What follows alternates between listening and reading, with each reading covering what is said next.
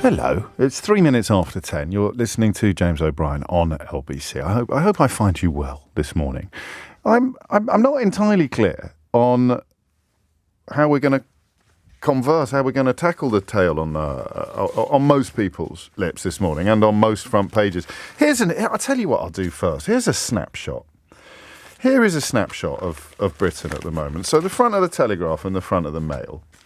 And I'm not, I don't think, letting the tail wag the dog on this. I think it is a really interesting story. I fought against the temptation, of course, to follow the agenda set by right-wing blowhards. But this is actually really interesting. I'll explain why I think that shortly.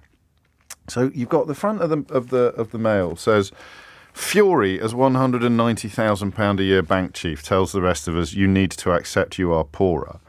And on the front of the Daily Mirror, which is pretty much the only popular newspaper that passes for left-wing in the UK, has the front page, Food Bank's heartbreak, shocking scale of hunger in Britain revealed as Premiership star shares his childhood struggles. This is the Newcastle United striker Callum Wilson talking about food bank use and saying very powerfully, I was that child once. It's about 3 million emergency food parcels last year, 1 million of which were for children. And you sort of recognise in the comparison, the contrast of the two front pages on two popular newspapers, popular, not populist, only one of them is populist newspapers, that there's a reality gulf, isn't there, growing in this country? Never mind that wealth is diminishing, that there are more billionaires than ever before. It's just that the massive majority of people are worse off than they have ever been. And there's a denial in place that's really dangerous. And I do you know what? You think I like bringing Brexit into everything. I actually don't. Some days I love it. Some days I'm afraid I do allow myself to enjoy the practice of hitting people over the head with reality after they've spent 6 or 7 years denying the existence of reality. Do you know that Rishi Sunak has launched an initiative designed to tempt tech entrepreneurs to this country, and it's actually called Unicorn Kingdom? I mean, it is as if Armando Iannucci once again was actually writing reality. Unicorn Kingdom, they've called it. And now I know what a unicorn is. It's that elusive tech company that gets a sort of $1 billion capitalization very shortly after launching that all investors are constantly on the lookout for. But seriously, in the context of the state of the place at the moment and the desperation to deny reality and the repeated promises that unicorns are just around the corner, or if you only just believe more, calling it Unicorn Kingdom is objectively hilarious. So, and you know that well, you may know, you may never have heard this programme before, in which case you're in for a right treat. But you know I'm fascinated by how this works. I'm fascinated by how the button-pushing process works, why we are so easily persuadable by things that are not true. You take it to its apotheosis, and you've got Donald Trump and American politics of the last few years. But the British equivalent is largely down to the kind of newspapers that are today describing fury as bank chief tells the rest of us, you need to accept you are poorer. Now, but most estimates stand at about 5.5%. The damage done to our economy is struck by about 5.5% smaller than it would have been if we'd stayed in the European Union, right? That's not really an opinion, that's counting. We are the only developed economy not to have returned to pre-pandemic levels. There has to be a reason for that, right? I don't know what you think that reason is, but I know what I think it is. The IMF has us forecast to perform worse than anybody else in the G7. It actually has us lower than Russia, which I don't fully understand. I've got to be honest with you, quite how we can have a forecast of economic growth that is worse than Russia's at the moment, given that Russia is both sanctioned and at war. Of course, the war is probably part of it because that involves an awful lot of expenditure, an awful lot of money moving around. But that idea that we are not poorer and, you know, food prices are rocketing. Food inflation is incredibly high. It's even higher in Germany. So, you know, there are complications and niggles in all analyses. I think base inflation is higher here, but food inflation in Germany is a big problem at the moment. So, you know, it's always the case, you show me a problem, I'll show you why Brexit has made it worse. It's not the case that every single problem we have is caused by Brexit. And yet this encouragement to get furious from people who actually voted and encouraged you to vote to make the country poorer has this morning really taken me by surprise. I don't know why. It's really crept up on me, this. There's something really disgusting about it, actually. If you're vaguely interested in reality, the forces in the British media that somehow bamboozled this country into voting to become the first population in the history of humanity to impose economic sanctions on itself.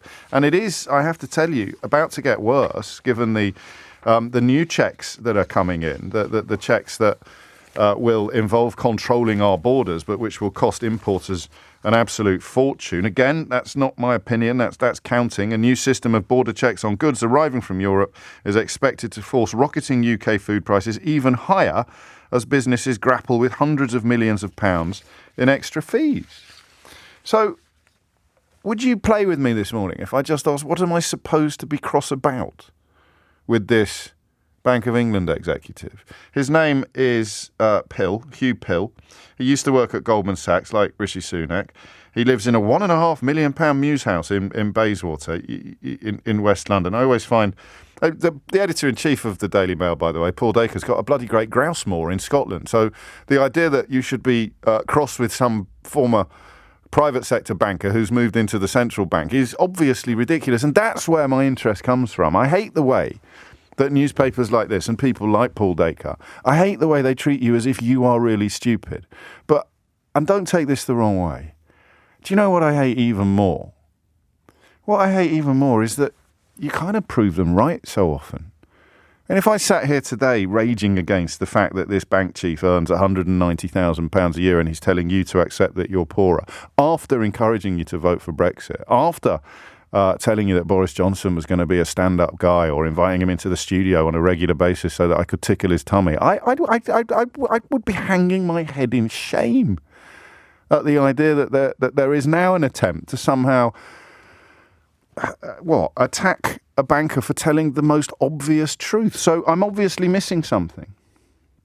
0345 6060 973 is the number you need to tell me why I should be cross, especially if you felt cross this morning before you actually started thinking about it, because that's how it works. Whatever you do, don't think about it. Whatever you do, just get angry. Don't get thoughtful. Don't start thinking about this stuff. Here is your invitation to get angry. It's your 2-minute hate as perfectly encapsulated by George Orwell in 1984. And that's today's target is a Bank of England chief who is simply saying that we need to accept that we're worse off and stop spending as if we're not, if you see what I mean. What am I supposed to be cross about? 0345 6060 973 is the number that you need. And I am going to ask you how big a part of this is Brexit. Not how big a part of our economic problems, but how big a part of this denial. And I really want you to think about this, and I really want you to ring me, because we choose our moments quite carefully on these conversations. And I think today is a really good day for you to tell me, because I may need to slightly recalibrate my own approach to this story. Are we now living in a country where the loudest media voices cannot begin to report reality because they bear responsibility for so much of the mess that we're in?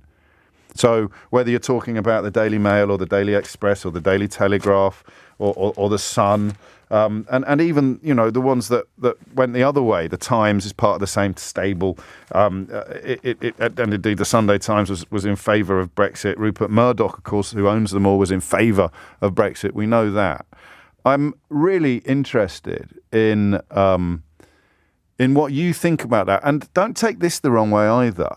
But if you're not as immersed in it as I am, you've kind of got a little bit more distance on this question. How does that statement reach you? Does it reach you as ridiculous? Don't be daft, James. Does it reach you as a penny drop moment? Oh, God, he's right. I can't trust the Daily Mail on anything because they told me I'd be better off if I voted for Brexit, and I'm now worse off. So rather than taking responsibility for what they've done, I'm going to accept their invitation to get cross with the people telling me that I'm worse off. It's actually incredible when you think about it. I've been reading up on the IMF because Jacob Rees-Mogg keeps portraying them as somehow enemies of the people or biased against Britain. The Bank of England we did this yesterday, didn't we? The Bank of England is biased against Britain. The International Monetary Fund is biased against Britain. The Office of Budgetary Responsibility, set up by George Osborne to detach economic forecasts from political parties, is biased against Brexit and biased against Britain. The European Union is punishing us for Brexit. The OECD is biased against Britain. The World Trade Organization is biased against Britain. They're not.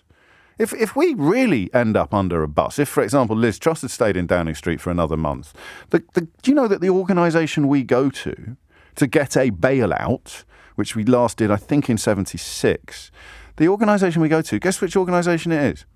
Yeah, it's the International Monetary Fund.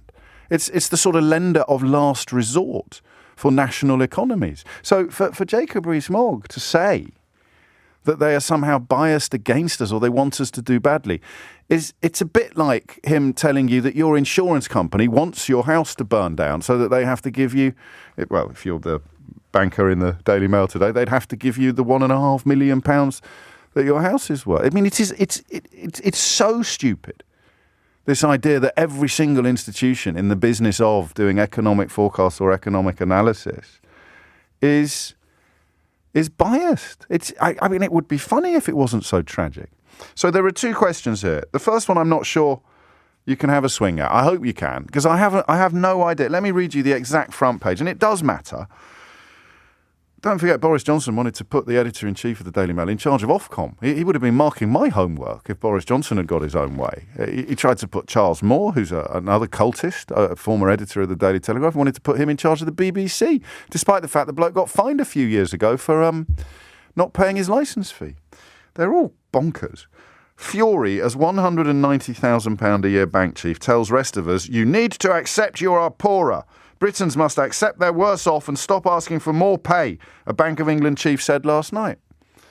Now, if the economy is 5.5% smaller, if our growth forecasts are pretty much the worst in the world, if our recent history has a Chancellor of the Exchequer steering the British economy off a massive, massive cliff, it seems to me sad but absolutely true that we are poorer as a country. And I know that it doesn't touch rich people, and I know that there are more billionaires than ever before, and I know that the transfer of wealth from the middle and the bottom to the top is pretty much a national sport in this country. I'm aware of all of that. But what on earth am I supposed to be cross about? Do you know? 0345 6060973. And actually, I've done that thing where I've turned the introduction upside down. I'm possibly more interested in the second question. If I say to you, we are living in a parallel universe now because the most powerful, loud voices in the country cannot tell us the truth about our economy because they are responsible for much of the damage to it. The Brexit supporting media and the utterly cowed and craven BBC. There are glorious exceptions to that description, by the way, but I mean the broader picture of a corporation that treated Andrea Leadsom as the intellectual equal of the former Director General of the World Trade Organization, and that was me. That was my bad. I was in the chair that day. Are we? I mean, have you been thinking this for some time, or have you just realised it now, or do you think I'm talking gibberish? Where do you go? If I had sat here 7 years ago and told you to vote for Brexit, or told you that I was voting for Brexit, and I sit here now, what would I do? Would I get cross with the banker for telling me the truth? It's like getting cross with the weather forecaster when it rains and he told you it was going to rain. People have to accept that it is raining. Why do I have to accept that it's raining? You live in a £1.5 million house in Bayswater. Why should I listen to you when you tell me that it's raining? I'm going outside in my linen suit. And you're standing at the bottom of your garden, absolutely soaking wet, and you're going to get cross with the bloke that told you it was raining. I don't understand it anymore. So I'm allowing myself a morning off, as it were, from detail. I'm just looking at the big picture here. This is bonkers, right? This is ridiculous. The loudest voices, the biggest newspapers, now telling us to get cross with a banker telling us that we're poorer when we are. And it's largely down to them telling us to vote to become the first population in the history of humanity to impose economic sanctions on itself. And don't text me about lockdowns. I mean, that's straight into idiot's corner. Because other countries had them too. The war in Ukraine and the coronavirus pandemic, I don't know if this is going to come as a shock to anybody, they weren't unique to the United Kingdom. You know? If they affect, and they do, countries outside of Russia and Ukraine, they affect all of them to varying degrees. So to be somehow... I mean, I know a lot of the lockdown stuff is linked to the anti-vax stuff, and you're sick in the head. So I can't help you particularly, but the stupidity necessary to claim that what's happening in the United Kingdom uniquely, the only economy not to have restored pre-pandemic levels, the only economy forecast to do worse than Russia out of the G20, the only economy that's about to impose even more friction on its trading with our nearest neighbours. All of these things are unique. So the idea that it's down to Ukraine or down to COVID is an idea that I don't think I'm going to reference again, because it is like referencing the idea that some people think the earth is flat or the moon is made of cheese. 0345 6060 973. What is the Daily Mail telling me to get angry about today? And how fair is it to suggest that we can no longer rely on most of the UK media to report the reality of the mess that we're in because they helped make it? And that includes TV and radio presenters as well. Not mentioning any names. 0345 6060 973 is the number you need. It's 20 minutes after 10. It is 23 minutes after 10, and you are listening to James O'Brien on LBC, where the conversation is a slightly strange one, but I'm going to put my faith in you that you managed to make some sense of my interminable introduction. We'll soon find out. 23 minutes after 10 is the time. Chief Economist of the Bank of England says we need to accept that we're poorer. And we are poorer. Daily Mail says get cross with the Chief Economist of the Bank of England, not the people who've made you poorer, and certainly not the journalists who told you to vote to make yourself poorer. Discuss. Anna's in Southampton. Anna, what is going on? Hello, James. Well, all right. So I've got three things that I think is going on. The Daily Mail, I know what the Daily Mail wants you to be angry at, and it's anyone but themselves. So they're pointing the finger outwards at everyone else, you know, small boats, what we should do, benefit sheets, whatever, anyone. Yeah, just to clarify, when we talk about the Daily Mail, when I talk about the Daily Mail, and you as well, we're not just talking about them, we're talking about everything that could be loosely described as evidence-free right-wing media. So, Exactly. There's plenty of broadcasters in that category as well, and they did exactly the same thing. They were very, very pro-Brexit, and now they're telling you to shoot the messenger, really, when he comes from the Bank of England. Yeah, and in the interest of balance and fairness, obviously, there's lots of other right-wing media publications out there that contributed. With regards to the Bank of England, I don't believe we should be angry at this man. That's why they mentioned his salary, because compared to him, a lot of people are worse off. A lot of people and his house, and the fact that he went to Stanford Business School, Stanford Business School, which I think is where Rishi Sunak went as well. And good for them. I heard they got excellent educations out of it. I'd like to see them put to better use. And nice of him to work for the central bank as well, when presumably he could be on 10 times or 20 times as much if he still worked at Goldman Sachs. Oh, exactly. And this is what I mean. So what generous man who's taken such a huge pay cut to tell us that we are poorer. I do believe him, and I don't believe in shooting messengers. I do believe as well we should accept reality, that we've been... You know, you mentioned Arnaldo Iannucci. I'm sorry, I probably got that wrong. But you mentioned the bloke that wrote the thick of it, for people who wonder why I mention him all the time. Yes, who also looks after a Twitter account, I believe, called Led by Donkeys. I believe he contributes to them because we are being led by donkeys. He may contribute to them. He doesn't run their Twitter account. Thank you. See, I don't mind being corrected. None of us do, if it's true.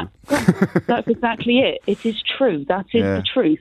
We are poorer and we are worse off, and we have been consistently worse off following economic decisions that we have made. And which are about to get worse. So let's both imagine now, and I hope that my introduction this morning and the tone of the conversation that I'm having with you now, Anna, is welcoming to the kind of people I'm trying to describe. Some days I want to have a fight, but today I don't. Let's imagine now what it's like to accept this invitation to get angry. The Daily Mail says, fury, as bank chief tells the rest of us, you need to accept you are poorer. What would I be angry about? What would I be? I can tell you straight away, you'd be angry at the fact that this man has so much money and he's telling you that you should accept having none. That's what you should be angry about, and that's what they want you to be angry about, that some people have so much and we have so little. But the editor of the also- Daily Mail will be on a lot more than £190,000 a year, and the editor-in-chief, Paul Dacre, has an actual grouse moor in Scotland. Oh, yes, but they'll never put that on the front page because that's part of the lie. And this is how stupid they think their readers are, or how stupid's perhaps not quite right, how gullible, how easily manipulated they are. This is the thing. I don't know if they believe their readers are stupid or if they are simply jumping along to the same hymn sheet that's been put out since the days of empire, that Britain is so fantastic and wonderful, we had to put great in the title and export it across the world. Britishness ending up with a fist of blood and genocide enforced in other parts of the world. And now we're being told, well, no, you don't have this wonderful life that you expounded to everybody else. And we've actually made things worse. We've actually made things worse. So for whatever you do, don't start looking too closely at us. Because if you did, for example, you'd find out that the editor-in-chief of the Daily Mail took about at least £88,000 in subsidies from the European Union for his country houses in Sussex and the Scottish Highlands. But you've got to get cross with this bloke because he's got a £1.5 million house in Bayswater. I don't know if I get the calls from people who feel the scales falling from there. You just go, crikey. I was getting cross about this earlier, and now I feel mugged. Why do I get cross about this stuff? I would love to talk to you if you are one of those people. Thank you, Anna. Phil's in Sidcup. Phil, what would you like to say? Well, I totally disagree, James. Because with basically, with the guy, the Economist, and also Andrew Bailey, because if you go and follow, I know you follow Richard Murphy, and also I think you follow Danny Blanchflower as well, who was Economist as part of the MPC. They've been railing against the Bank of England, for example, for putting interest rates up because it's killing the economy off.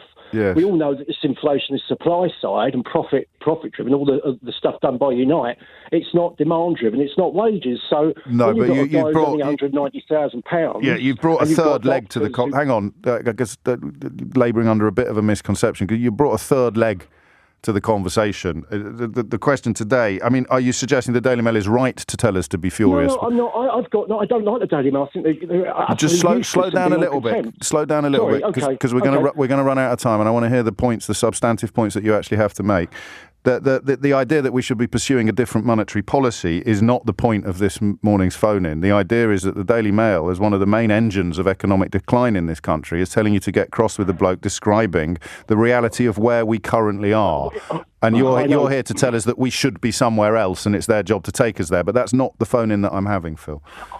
I know it's not, but it comes back to this whole thing. I think I had this conversation with about pensions. You said that's not the point of it. I'm just trying to get to the crux that we're poorer because the Bank of England are implementing policies like raising interest rates, which are making us poorer. So I guess in that respect, the Daily Mail could not if you've got wealth. If you've got wealth, of course, if you've got wealth, you're fine. So I mean, maybe I should have been a little bit more robust last time when I told you to focus on the phone-in that we're actually having, because you wrote phone-in again and not done that.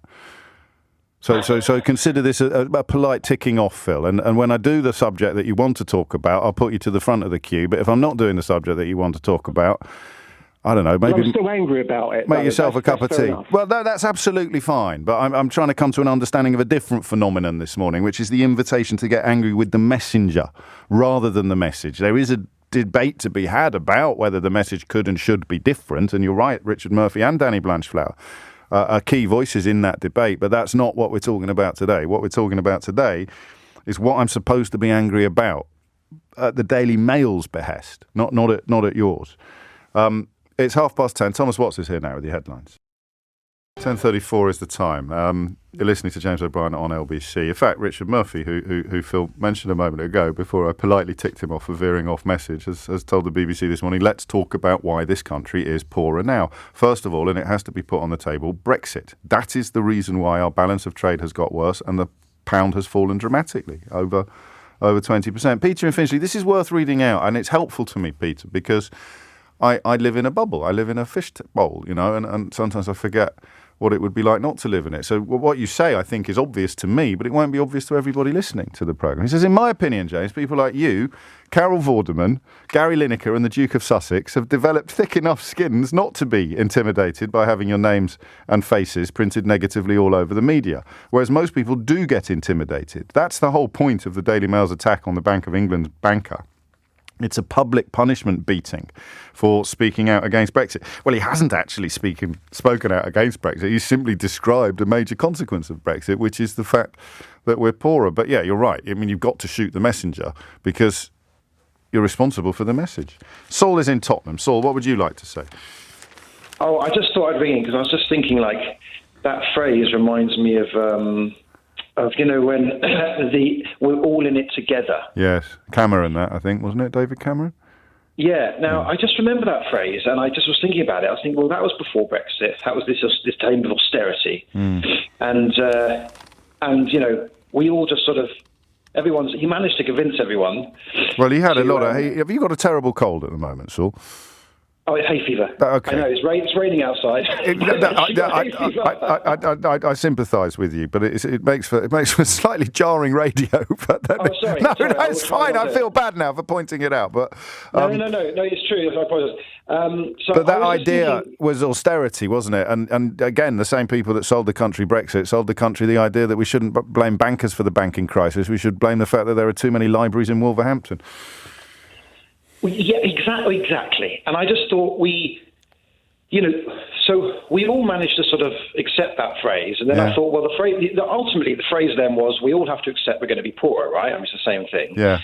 And so, but then what happened was, what did we do in accepting that phrase? What did we do as a country? We apparently, evidently, we've cut various educational services. We cut transport services, we cut policing services. Yeah. And, the consequence of that phrase and everyone accepting it was that in historical sense, when we all look back on it, we think, oh, that was actually a bad idea. We should have done the opposite. We should have maybe reinvested there. We should have kept, and then maybe now we would have been all the better for it if, for example, Brexit had happened. Maybe with all that extra training, all that extra stuff that we put in, we've weather the storm a little bit better. And the people perceived as having the most have done very well out of it. That is and what the Daily Mail are doing is moving the spotlight away from themselves in a way onto this Bank of England chief economist and painting him as the bloke that's out of touch with the reality of what has happened, without obviously referencing the fact that they bear huge amounts of responsibility for the reality of what has happened. I was actually thinking, I didn't do any research. I thought was Daily Mail behind the statement of austerity back then? Were they behind that statement? Yeah, don't blame the bankers, Saul. Don't bash the bankers, mate. You've got to stop going after the bankers. Don't blame the bankers. Oh dear, don't blame the bankers. Cuts for teachers, great idea. Pay rises for doctors, absolutely not. The bankers, though, the bankers need to look. And do you know what else we're going to do? We're going to get rid of some of the regulations that were brought in to prevent another crisis like the one in 2008. Because if you're going to start putting limits on what people can do in pursuit of untrammeled profits, then that way communism lies, Saul. Communism, you hear me? Communism that way. So yes, they were very much behind austerity. You can almost hear the voices still. Don't bash the bankers. Bash the firefighters instead. From Saul to David in Cornwall. David, what would you like to say? Yeah, hello, good morning. The reason I'm calling is I don't think that we should necessarily be angry at the banker who made this statement. I mean, he's just reacting as bankers react. I don't think he could react any other way. It's probably in his nature. Yes. But what we should be angry with is the message that actually came across, that we shouldn't be asking for pay rises because the government, the country can't apparently afford it. And then his salary becomes very relevant to that, doesn't it? It does indeed, yes. Yeah. I mean, if he's earning 180,000 or whatever, and he gets a 20% pay increase, thank you very much. Yes. What's that, $3,000 extra a month? If I get a 20% pay increase, it's £300 extra every month. And thank you very much. You take from this. You do take from this. He's telling you not to ask for a pay rise. He's telling you to cut your cloth and live accordingly, and that is obnoxious. It is very obnoxious. I mean, we all know that if you've got money in your pocket, it benefits the economy and it gives you the freedom to shop around for the best deals, put money in shopkeepers' wallets, and improve the economy. But if you haven't got the money to actually have that flexibility, then you can't do it. You can't do it. No, you can't do it. I mean, leaving aside for the moment the hypocrisy of a newspaper that's constantly saying we can't afford pay rises for nurses, we can't afford pay rises for doctors, we can't afford pay rises for railway workers or train drivers or baggage handlers or border force officers, we can't afford pay rises for anybody even remotely connected with the public sector.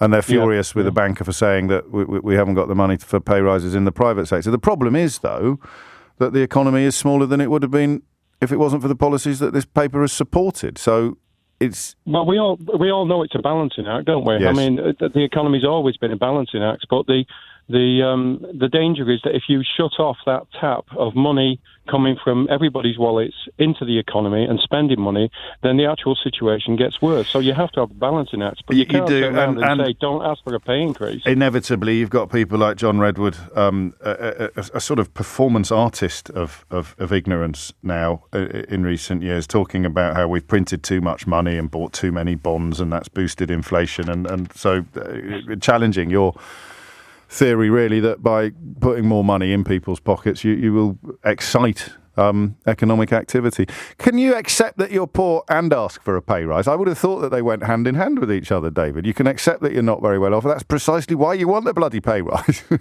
Well, that's right. Yeah, of course. And the other thing is that you know, for the last in my case, for the last 5 years, there's been pitiful pay rises, yes. if any. Yes. So now you're playing catch up. Now, if everybody acted responsibly for the last 5 or however many years and gave people a proportionate and fair pay rise over those periods of time, you'd have less frustrated and angry people going to the managers and saying, I need more. And you'd have a better distribution, and that would probably involve higher taxes for the wealthiest people in the country. Because it's funny. Absolutely. We're opening a whole new book there. Well, I don't think we are. Wealth, aren't we? I don't think we are, actually. I think that is another example of the hypocrisy from these kind of right-wing journalists who are very, very opposed to people like this banker on 190 grand paying more tax, but they're simultaneously furious about the idea that people are being told to suck up what they've got. I mean, the only way you can give a pay rise to the people the Daily Mail claims to represent today, one of the only ways, or one of the most obvious ways, would be to tax people like me on £190,000 or more than we're currently being taxed, which I intend to vote for, but I suspect the Daily Mail don't. No, I wouldn't think so. No. David, mind how you go. Thank you for that. Steve's in Lewisham. Steve, crazy times. What would you like to say? Hello, James. Hello, Steve. With regards to the Daily Mail and the Express, I can't say they're organs that I read very much. No. But I do take in faith that this is what is on them.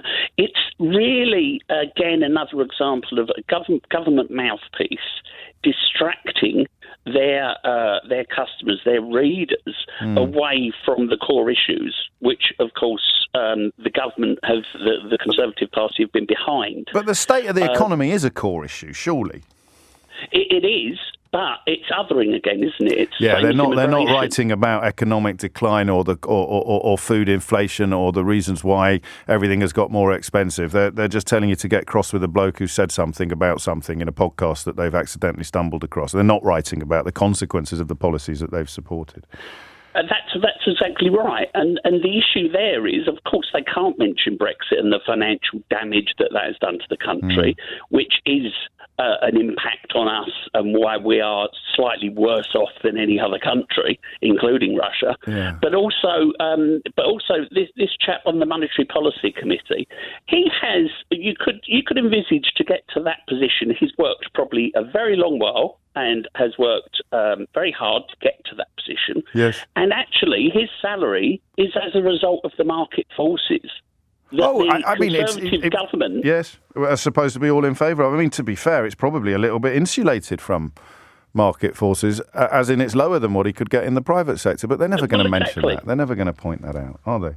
I mean, the Daily Mail and the Express, almost with certainty, will parrot the lines that the Conservative Party wish to promote. Course. Yes, of course. But what there is a failure of, even in the more liberal press, there's a failure to actually track back all of these financial woes and how they have happened. Yes. And you do have to dig a little bit for this. So, for instance, the abundance of PPE that we bought at huge cost to the country. Yes. Well, actually, if there weren't the PPE stores there in date, if they were there, we wouldn't have been in quite the same predicament. No, Lucy Easthope, the emergency planner, is very strong on this on my Full Disclosure podcast, not specifically to the issue you raise, although she alludes to it, but just to the idea of being prepared for things, and that, of course, involves spending money. It's the old gully sucker principle that regular listeners to the programme will be familiar with. You spend money on stuff in case you need it, whereas the first thing the vampires from the sort of Tufton Street deregulate, small state cabals go after is the stuff you're not using today. Why do we need that? Why are we not using that today? And that's why we can't airlift anybody out of Sudan at the moment. We don't have infrastructure in place. 5 years ago, if you were a Brit in Sudan, or 10 years ago, you probably would have you'd at least have thought, I'll be at the front of the queue. Rule Britannia will be first out. Now, after 13 years of this lot in power, relying on the French and the Germans to get us out of there in the first instance. It's 10:45. It is 10:49 and you are listening to James O'Brien on LBC, where a question of what we're supposed to be angry about. We could almost do it every day, couldn't we? Here is the invitation. We tried. I've got a problem. I've got several problems, but one particular problem I have is I come up with a really good idea for what I think might become a regular feature on the programme, and then I forget about it. Not just by the end of the week, but by the end of the programme, or even by the end of the hour that I'm currently in. So it's now 10:50. We should do this more often. What am I supposed to be angry about? And then pick apart a story that is being inflated by right-wing media and try and work out exactly what it is that we're supposed to be angry about. But I've had this before. If you've got deja vu, it's because I've said almost word for word, I've said this before. Not only have I said we should make this a regular feature, what am I actually supposed to be angry about? But I've also said, that's a really good idea, we should do it more often, but I'll forget. And here I am again, proving that I forgot. Last time, we called it the 2 minutes of hate, didn't we? And we did it for a while, or about 3 days probably, or something like that. Who are we supposed to hate today? Some bloke from the Bank of England, apparently. Why? Because he said that we're poorer, but we are. Yeah, but he said you've got to accept it. Well, we kind of do. There's not a lot I can do about it, I don't think. Here's an interesting thing as well. I'll be with Jules and Liz imminently, but I haven't mentioned my own financial situation today, except in passing to David in Cornwall, talking about how the higher earners in the country should be paying a little bit more tax. And I usually do mention it, because if I don't mention it, I get loads of texts saying, "Oh, it's all right for you. You're megabucks. What do you know about it?" And then if I do mention it, I get loads of texts saying, "Oh, stop showing off. You stop being so smug." And today I haven't really thought about it at all, and I've just very naturally alluded to it once, and I think that's probably the best way to be, isn't it? Not to try and second guess silly messages, but to just be completely sincere. And so I have alluded to the fact once that in the upper echelons, or certainly the highest tax-paying category, and as I should be. But the idea that the Daily Mail, which is opposed to tax rises for the wealthiest people in the country and is very, very supportive, for example, of the non-dom status enjoyed by billionaires who live here but somehow have foreign residency for tax reasons, the idea that they're on your side is obviously ridiculous. But hey-ho, on we go. Jules is in Swindon. Jules, what would you like to say? Yeah, I think... Morning, James. Hello. We've got... There's a mismatch.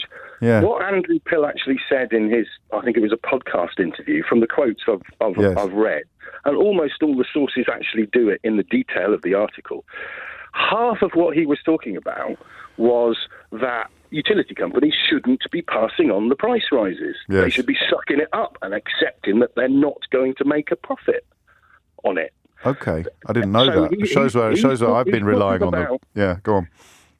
And yet all of the headlines, all the right-wing headlines are about suck it up, you can't have a pay rise. Oh, how interesting. Says rich banker. Yes. Which is like, it just fits the whole narrative. It's another misdirection. It's another, don't look over here at all of the moneyed city establishment milking the entire economy and sucking vast quantities of taxpayer cash. Because let's not forget, the banking sector had quite a lot of taxpayers' money injected into it. Of course we owned huge chunks of some of the banks that got nationalised in 2008, or at least supported, and then we sold them at a loss, or I say we. So not to overthink then is the key. So here is an invitation to get very cross with a bloke because he's richer than you, and he's talking about people who aren't as rich as him. Just don't pay any attention whatsoever to the ludicrous hypocrisy of our editorial stance. Just feel the anger, feel the fury. Literally, the first word on the front page is fury. Fury. Be angry with people who have no control over things. Because we can ask for more money, we can go on strike for more money, but we don't necessarily get more money unless the people with the power and the money decide to give some of it to us. Yeah. But they're not angry with those people. They're angry with us for thinking we ought to have... Well, exactly. I mean, you just mentioned non-dom in your intro just now and after the outbreak. It is. Nicely done. The proprietor of the Daily Mail is non-dom. Yeah. The late proprietors of the Daily Telegraph until recently, the Barclay brothers, were non-doms. Or tax resident in the Channel Islands. It is incredible, right? I think it was resident in the UK. I don't think he is. No, I think it was Albert Einstein who said that the control of the message will become so complete that the public haven't got a prayer of knowing what is actually going on. And I think we're probably pretty close to that sort of territory. Jules, thank you. 10:54 is the time. A lot of people messaging me about Robert Jenrick and Suella Braverman. That must have happened this morning. Because I had to appear on Capital Radio this morning. I had to go on Roman Kemp's rather brilliant breakfast show with Sean Welby and Chris and the rest of them. Good Lord, the energy in that studio. Oh, I was exhausted. I was only on there for 5 minutes. They're so young and vital and fresh-faced. And I came back here and it's my crack team of, Liz is in Cricklade. Liz, what would you like to say? Morning, James. Hello, Liz. Well, as you know, we farm, and yes. So we're always looking ahead. And so when I heard Hugh Pill say what he said, I was actually grateful because we haven't come to terms with the fact that the decision for Brexit was going to make us poorer, and it has made us poorer. So there is no more, there's no more sort of like, we are the fifth biggest economy in the world. We are poorer, and that was good. And yes, of course, the Daily Mail want him to be blamed for delivering that message. But people should really start to take note now because, as you mentioned earlier, the new checks coming in the autumn are going to really ensure that food prices soar and the shortages get much worse, which would exacerbate the whole problem. And instead of insulating us for food, this government has done everything they can to decimate our food stocks and production here in this country, which only makes food inflation worse. So from where I'm sat, I think we're in a very frightening place. It's time to really eat reality, and it's time for somebody to offer us a ladder out of this mess. And where is it? Who is offering us the choice of change at the ballot box? Because inevitably an election is coming, and the country needs a clear signal of saying, here's the escape cord, we're going to, we can get you out of this, we can airlift you out of this mess. And at the moment, that's not obvious. And that's really where we need to get to. And I think Hugh Pill will help us get there. And I think already we're opening another dimension to this Brexit discussion. And I know with Marina, the brilliant Marina Perkins last night. With, that was remarkable, wasn't it? But I felt a change. The change of balance and weight in the argument is changing. They are in retreat. The Brexit bluffers are in retreat. They've run out of unicorn dust and lies, and they're going to start running for cover soon because things are going to get worse. And when does it snap, do you think? So I don't think you're going to get any mea culpas or hands up and apologies, but I think that some corners of the media will just start behaving as if they never supported it, and they will just start a complete reverse ferret without acknowledging that there's a reverse ferret underway. I've detected some signs of that in some quarters, but when do you think it will sort of move into the 52% zone? We've got history of Iraq. We know how they managed to bluster through and then get everybody to believe with flags that they're still on their side, and they get away with it. But now we are in a different place to Iraq, thanks to shows like this. People are able to get truth from you, from Andrew Marr, which is a lifeline for us, because that's what's missing from the people we should be trusting, we should be able to trust. But I think food is the real item, and I've always said this, that people see every week. You have to have food. You can't do without it. You can do without going to the cinema. You can't do without it. And also you can't blame it on immigrants. And I know that sounds a bit crass, but you can't blame food prices on immigrants. Not even Farage would be able to cobble together a claim that food prices are too high because of immigrants. Yeah, but also they're now understanding that we need immigrants to actually produce some food here as well, because there isn't anyone to do this. So all of these things are coming crashing into the House of Cards of Brexit and the Conservatives. I just hope that we get the ladders soon, because we need hope. And we need to be able to get everybody in a place to sort of go, I'm voting this to end this because I've had enough now. And that's where I am. I just need a clear signal that, we're going to get this undone as quickly as we possibly can. I can tell you're in full flow, Liz, but I'm glancing at the clock and I'm going to slide in and good to chat.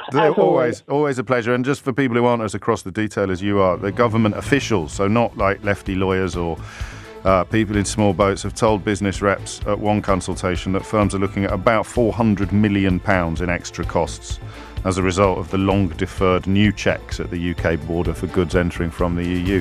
I'm not even sure they have to do it, actually. I don't think it's a requirement of... I'm not sure. We should probably find an expert to speak to on this. But that's just another 400 million quid on food imports that will be passed on, of course, to the consumers who shouldn't accept that they're poorer, according to the Daily Mail this morning.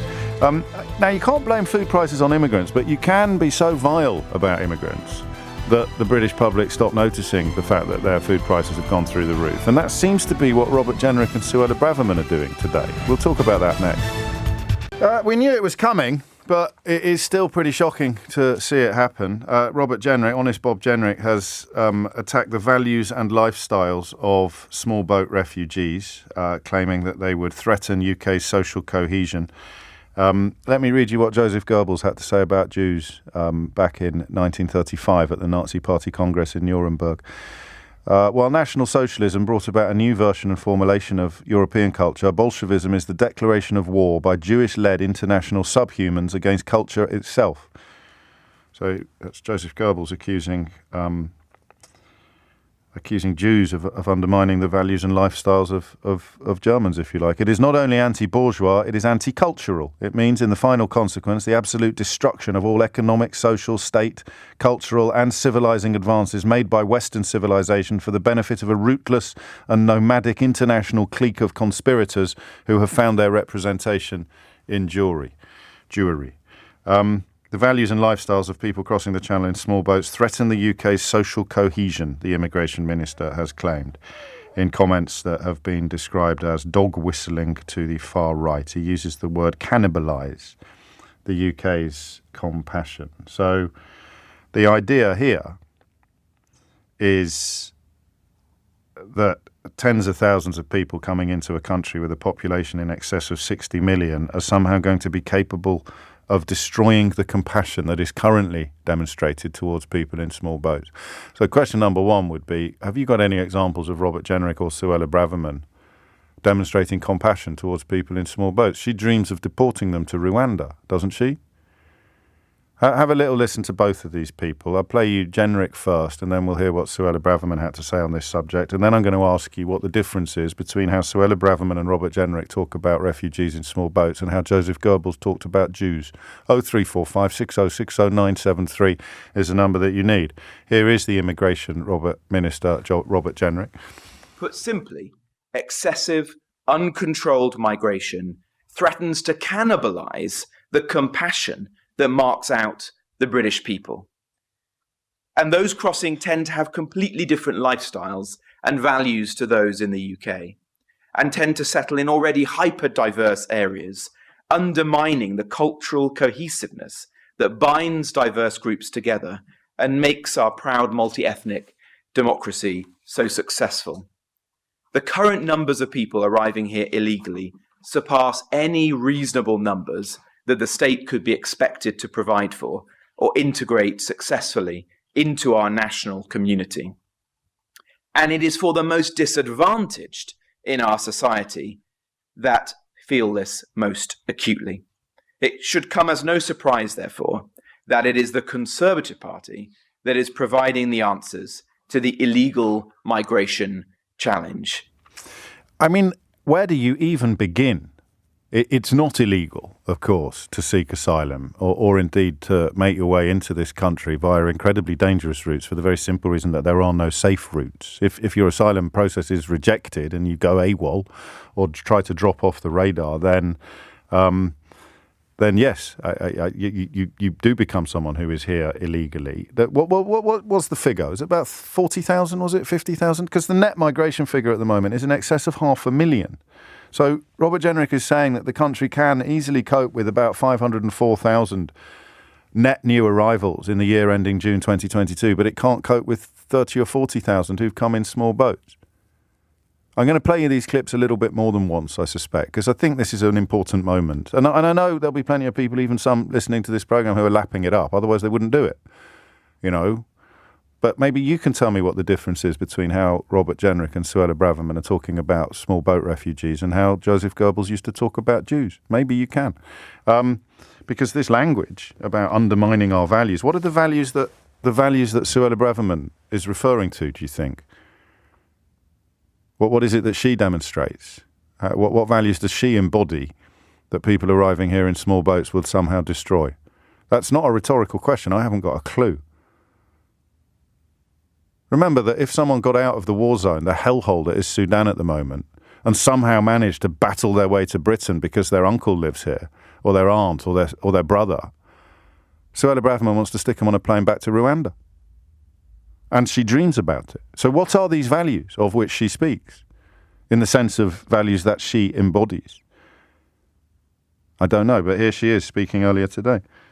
Robert Jenrick has said uncontrolled illegal migration threatens to cannibalise, his words, the UK's compassion. Do you concur?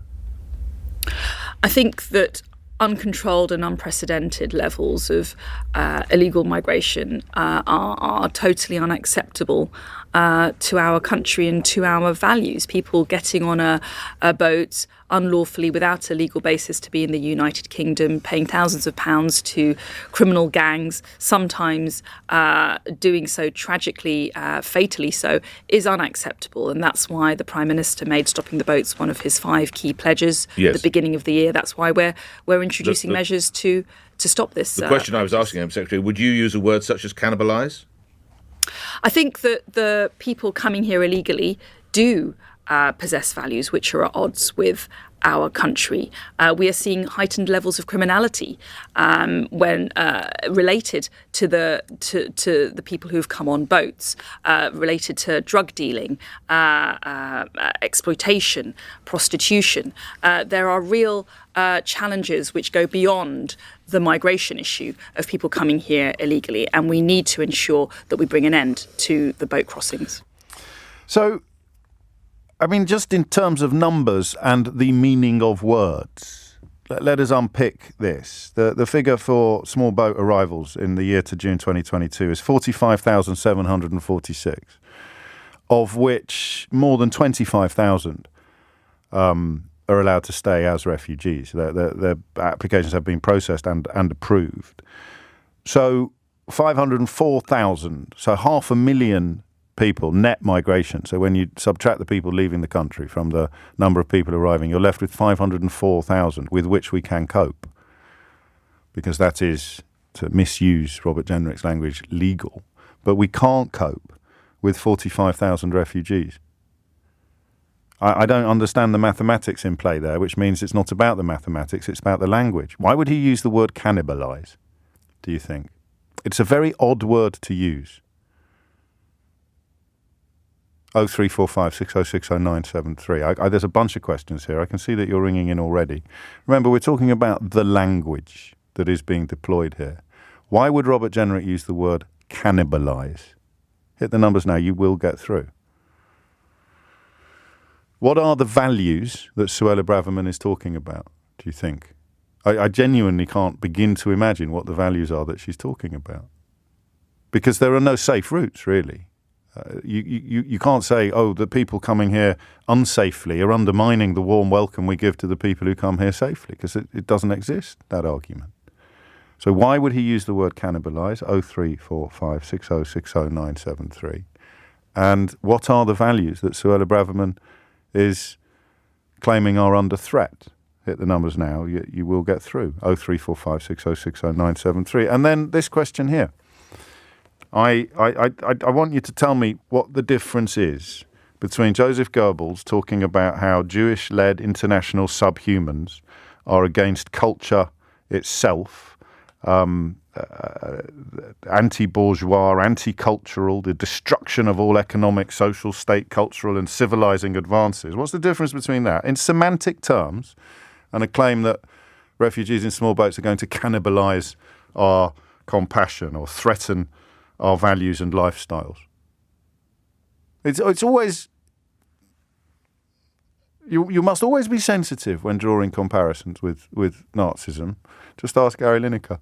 But the point is, of course, that words are words. And that's all we're talking about here. No one is suggesting that Suella Braverman or Robert Jenrick are secretly planning a Holocaust. But words are words.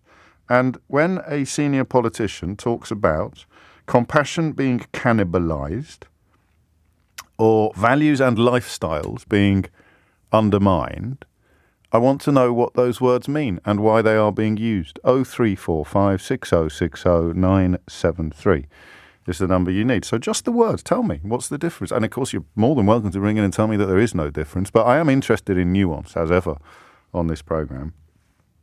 I don't think there's a debate to be had about the numbers. They're just lying.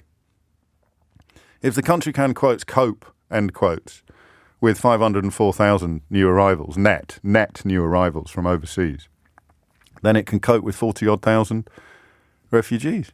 It just can, and that's just a matter of fact. It's a matter of record. And yet there are no safe routes. So the word illegal is utterly wrong. It's a disgusting misuse that has now leached through even into BBC coverage. And I don't know, particular beef with individual colleagues that use it, but it's the wrong word to use. And yet it's become completely normal.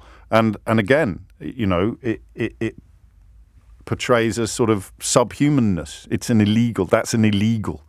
Goebbels talks about international subhumans who are against culture itself. Robert Jenrick talks about people cannibalizing our compassion and threatening our values and lifestyles. 03456060973. This is grim, right? And we knew it was going to happen because 30p Lee let the cat out of the bag. Can't fight an election on our record. We're going to have to go all in on culture wars and transgender issues. And, of course, they'll probably get cheered on by the same sections of the media that we spent the last hour talking about, the ones responsible for encouraging the country on this mad mission of self-harm. It's a very, very strange time. And here it is. Here's the latest. Robert Jenrick speaking inevitably to a secretly funded think tank and defending this bill that's brought in later today. Why? I'm really interested in why he's used the word cannibalise. This is a pre-written speech. It's not an off-the-cuff comment. Why use the word cannibalise? What are the values that Suella Braverman feels are being threatened by refugees? And what is the difference between talking like this and the kind of language that was used in 1930s Germany? That's what I want to know. And you can tell me after this. 18 minutes after 11 is the time. Why use the word cannibalise? And is it fair or accurate to suggest that the language used by Suella Braverman and Robert Jenrick today is reminiscent of 1930s Germany? Remember the trouble that Gary Lineker got into, the manufactured trouble that backfired horribly when Gary Lineker used those phrases, and everyone conveniently overlooked the fact that an actual Holocaust survivor had accused Suella Braverman of exactly the same offence at a constituency meeting in Fareham. Funny that, wasn't it, when everyone was clutching their pearls about Gary Lineker's tweet. They completely forgot about the intervention from an actual Holocaust survivor asking Suella Braverman to stop using language that reminded her of what had happened in continental Europe in the 1930s. Colin's in Wakefield. Colin, what would you like to say?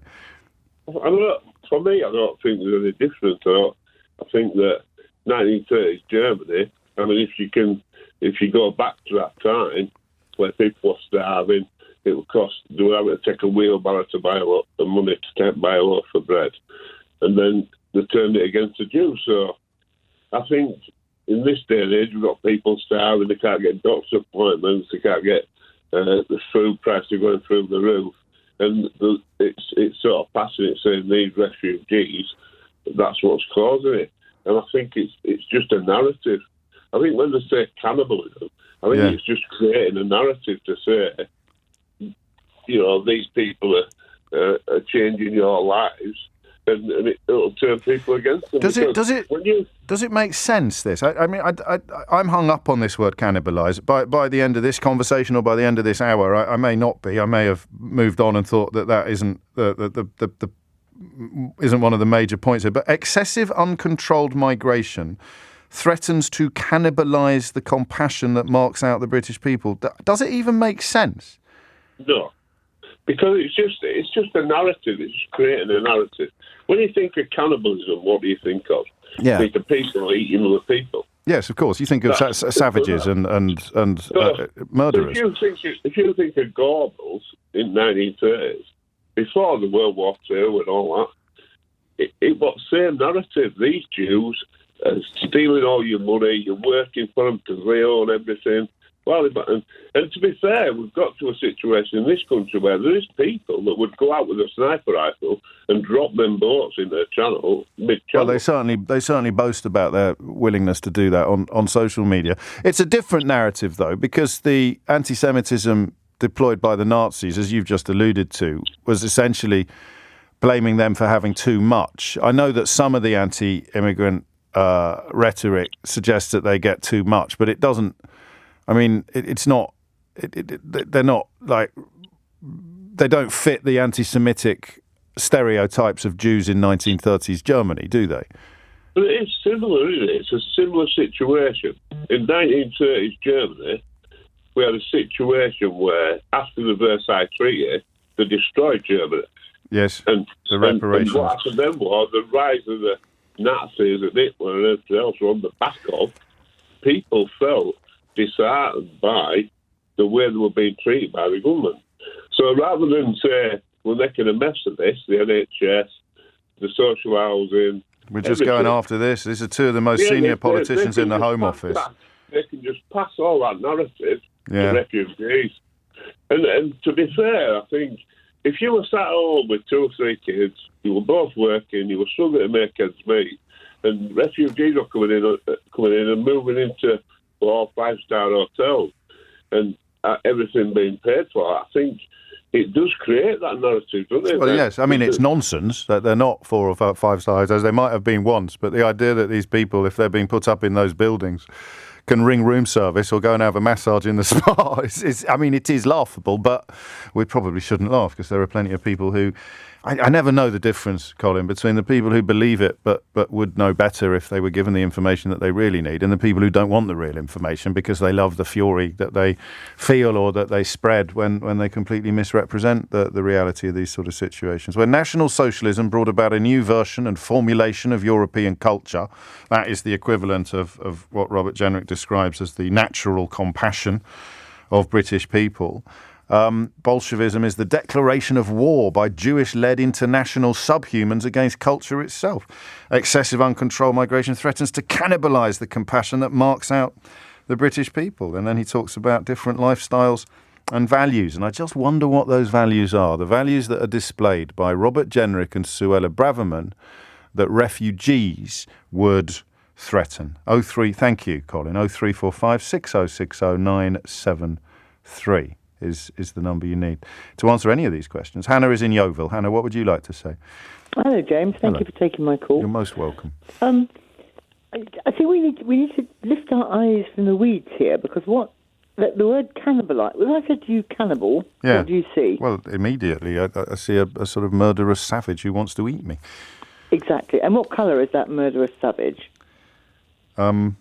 Yes, that murderous savage is black in my mind. Correct. When you say the word cannibal. Exactly. Now, to connect the word cannibalise with people coming from Africa... Or oddly enough, I also, and I know this is making light of the subject, but I also think of the Argentinians in the Andes, the rugby team that had to eat some of their dead fellow passengers. But that's just by the by. You asked where my mind goes, and it goes back to the comics of my youth in which... Correct. Yes, okay. Now... to connect that word cannibalise with people fleeing Africa, I think is directly offensively racist. Yeah.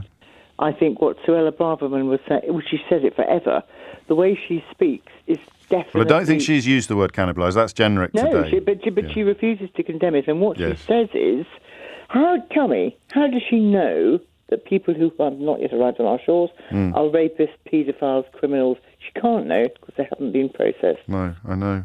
No. And if they find one, then she'll use it as proof that they all are, which is, again, as old as the hills when it comes to racist. I put in a Freedom of Information request last year to find out the safe and legal routes, and there aren't any. No, I know. Hidden in amongst the whole page of nonsense was there are no safe and legal routes for anybody applying for asylum in this country. So, and yet the Home Office website at the time said, you can apply for asylum when you're in the UK. Catch 22, you're not allowed to land. You got that response quite recently, I think. I read about it. Yeah, 2 or 3 people have put it in. Mine was last July. Okay. But to return to what I can only describe as the overarching thing, the narrative of the politicians in this country has gone so far to the right and has normalised so much vile rhetoric that I honestly think it has to be stopped. Yes, this is what you mean by getting our head out of the weeds. Well, it's why today feels like a moment, doesn't it? The we've gear. had so many moments of hope over the last 10 years. Yes. I'm not hanging my hat on it, but report her. I urge people to report them for hate speech, because that's what it is.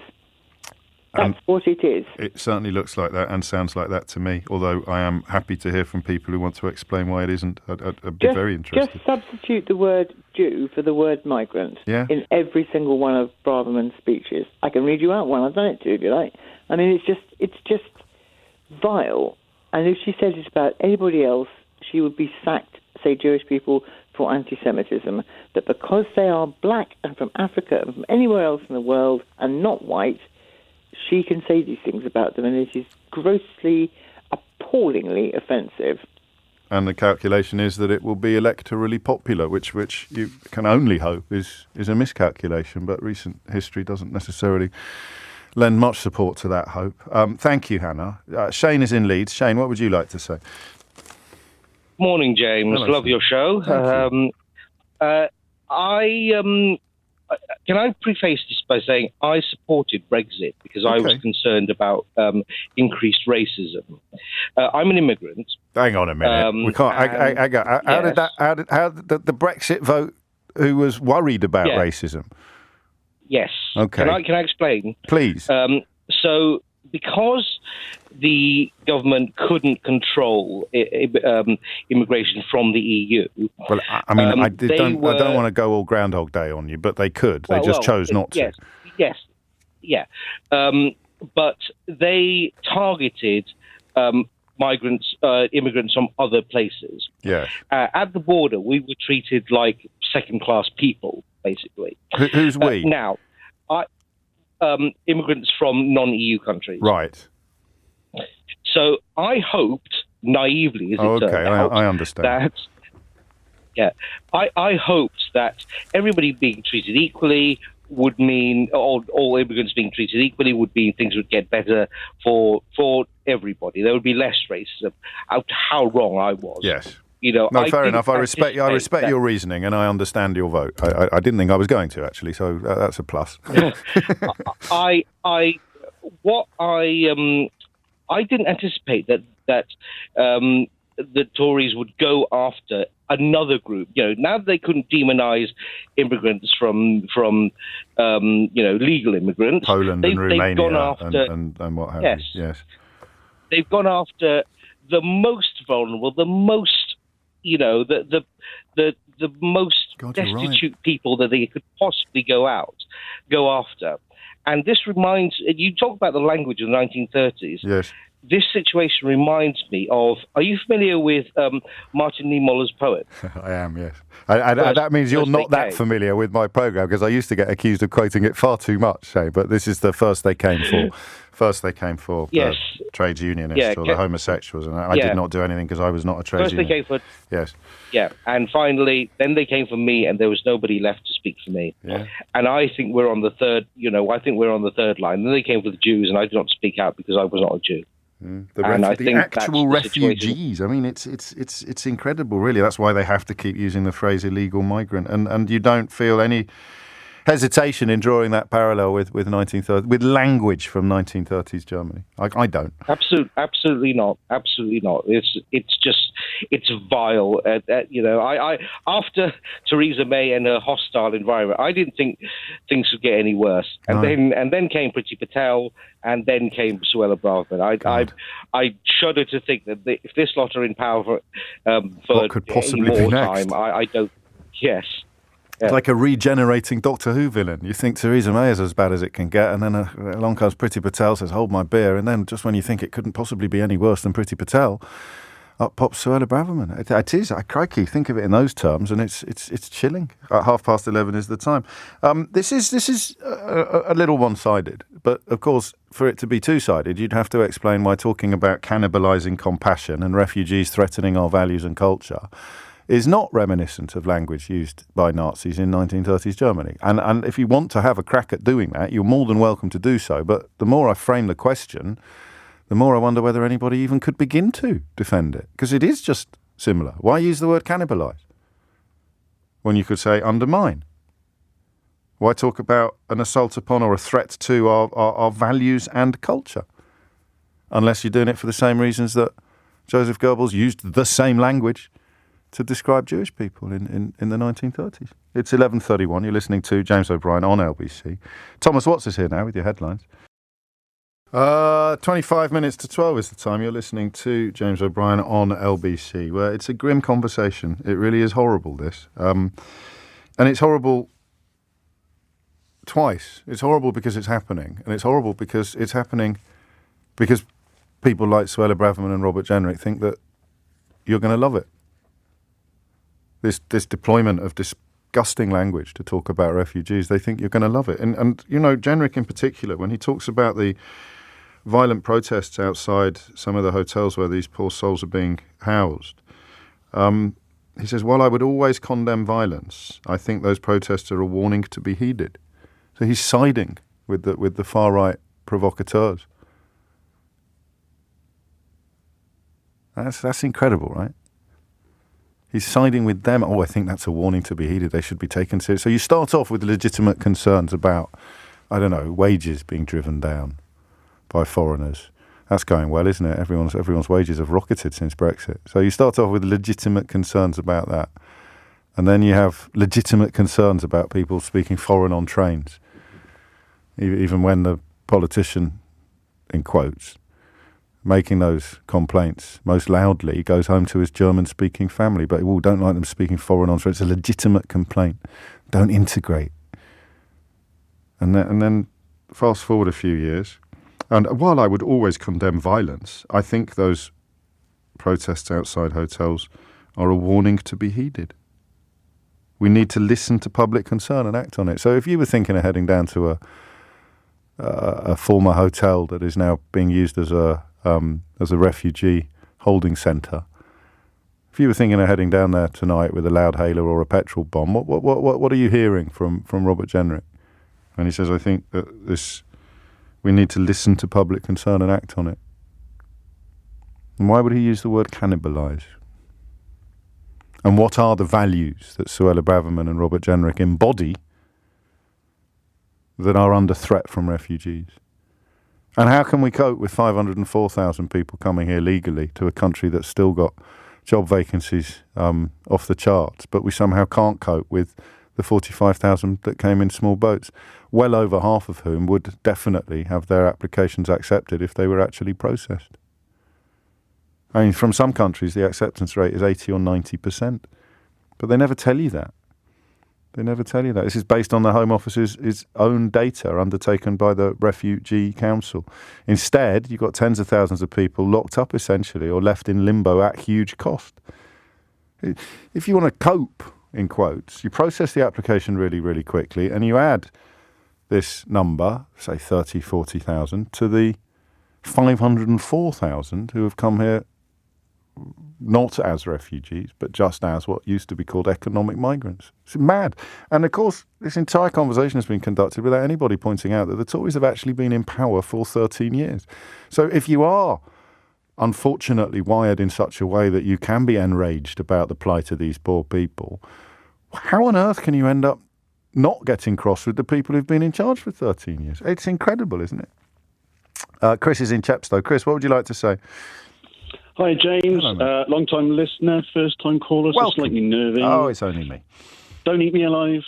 I'm doing a social psychology degree. Oh, yeah. And I mean, my final piece is all to do with mass media influence on the attitudes towards migrants and asylum seekers. But there's loads of sort of parallels to what you're discussing today. It's totally right to look at it alongside the languages being used with Nazi Germany. There was, you see, the first thing that tends to happen from the research I've been doing is you get a homogenization of groups. So they basically put everybody into one group. Yeah. So if you're an asylum seeker, it doesn't matter. You're in the same group. And then you get dehumanized, which is, again, what the Nazi Germany was all about. But they said subhuman. You had the Untermensch, didn't you? But he says cannibalise the compassion. He's not calling them cannibals, but why use that word? Excessive uncontrolled migration threatens to cannibalise the compassion that marks out the British people. It's not, I wonder if it was a first draft that he read out by accident. Well, unfortunately, in this day and age, I don't think it was. It was probably his final draft, and it was signed off by the whole lot of them. But it's this. The small boats thing is a classic example because all of a sudden it's very easy to turn back a small boat. It's very difficult to turn back a group of people. And the cannibalization, or a group of illegals as well. They're not actually people, are they? That's dehumanizing as well. Well, this is another part of the leading language which you sort of expect from sort of the right wing, if you like. But the minute you call somebody illegal, then you conjure up that person has immediately done something wrong. So you've broken the law in some way or another. So they're robbed of rights as well, aren't they? Either consciously or subconsciously. And this, of course, is a government that makes no secret of the fact that it wants to abolish human rights for humans. Absolutely spot on. But once you're in the mind of the people who've broken the law, then you have all that agency and autonomy is completely gone. And the interesting thing, though, James, there's a couple of really interesting things. One is in the UK media, it's less than 15% of the reports that get put out have any direct voice from those people that are involved. Yeah. So let's say it was an asylum seeker. That asylum seeker has got no opportunity to say to the country to put their case forward to say, well, no, I'm coming here because I'm desperate. My family are, whatever. That's a really good point, isn't it? You never get the actual voice of the people in the story. You just get the voices of the critics or the defenders. That's right. You get political elites or you get political NGOs that will come in and speak on their behalf. So they never get the opportunity to sort of speak out. But the one thing that I've been finding more and more, and I'm still researching it at the moment, I'm hoping to sort of get it, is when you alluded to it earlier, it's this leading language from places where you don't expect. Go on. So you expect the Daily Mail to sort of give you, a whole host of language which leads you to the point where you can't stand that person. Enemies of the people, crush the saboteurs. Absolutely spot on. But you're getting that language from people and journalists that aren't known for having any particular political bias or racist passes. And it's because they're using certain language which has to lead somewhere. So if you use the term, like we've just said, if you use the term illegal, then you can't follow that up with empathetic language. And that has crept into even BBC bulletins, I think. Absolutely spot on. And that's the scary part. So it's not just the people that you expect it from. It is coming to a point where anybody who is trying to get into the country for some sort of solace or sanctuary has to go through a sort of mire of people that are just objectively against them. And sometimes these people that are against them are doing it unknown to them just because of the language that they choose to use. So, well, that's the dog whistle, isn't it? Really? They're responding to the dog whistle without realising that they're responding to that's the whole point about dog whistles. Yeah, absolutely. But it's a scary time because it's. Do you get more concerned or less concerned as a consequence of your studies? Because I once asked. This isn't name dropping. It's just because he's a really interesting man. I once asked Ian Hislop how he coped with the kind of modern malaise, when things are really bad. And he mentioned that he's a classicist. He studies the classics, so he knows that there's nothing new under the sun, and therefore all of these cycles play out in time, and all of these problems pass, and societies throughout time immemorial have gone through these processes of othering and discriminating and hating. But do you, as you study it, do you find your faith in human nature goes up or down, Chris? Naively, the whole reason I took this course. What a question! I know it is. Yeah, only you've earned yourself a board game. Yeah. Naively, I took this course because I thought, if you want to change somebody's mindset, you have to understand why they think the way that they do. Yeah. And that's the only way to sort of have a decent conversation with someone, is to be able to try and understand where that person is sitting, even if the mindset is vile to what your moral standpoint might be. And so I've learned more and more and more, and sadly all it does is it just shines a light on how difficult it is for your average person in the street to get good, clean, unbiased information for them to be able to move forward. And first-hand testimony, actually. Yeah. Well, there it is. I mean, that is absent from the conversation. Thank you, Chris, and good luck with your studies as well. A proper evangelist, actually, for social psychology. Made it sound absolutely fascinating. 11:45 is the time. It is 11:49, and you are listening to James O'Brien on LBC. James has sent me an Enoch Powell quote. As I look ahead, I am filled with foreboding. Like the Roman, I seem to see the river Tiber foaming with much blood. And oddly, if you go back to the Roman siege of Jerusalem in 70 AD, you get the use of cannibalism as a way of demonizing enemies. There's an interesting thread that I shall retweet shortly on this. Also points out Robert Jenrick has spoken in the past about his wife being the daughter of Holocaust survivors, which again makes it all the odder that he would use the word cannibalize to talk about refugees, while suggesting that our values and lifestyles are at odds. So what's he up to? Abdullah is in Leicester. Abdullah, what would you like to say? Hello, good morning, James. Hello, mate. So, basically, I'm a refugee. I came here in 2017. I fled the recent war in Yemen. Yes. It started in 2015, but I arrived here in 2017. So it took me about a year to cross from Yemen to here. Yes. And when I came here, I didn't know that I had PTSD, and I've been found that I had PTSD.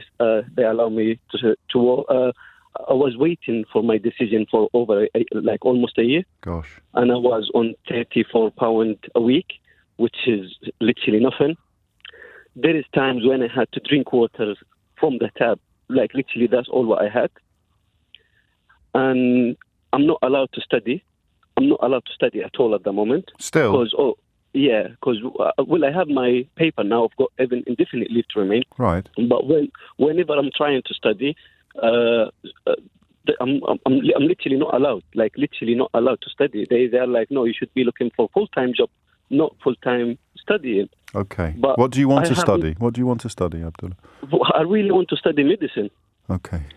And the thing is, I'm trying really hard, to get into it. They are refusing it. They keep asking me to do full-time jobs.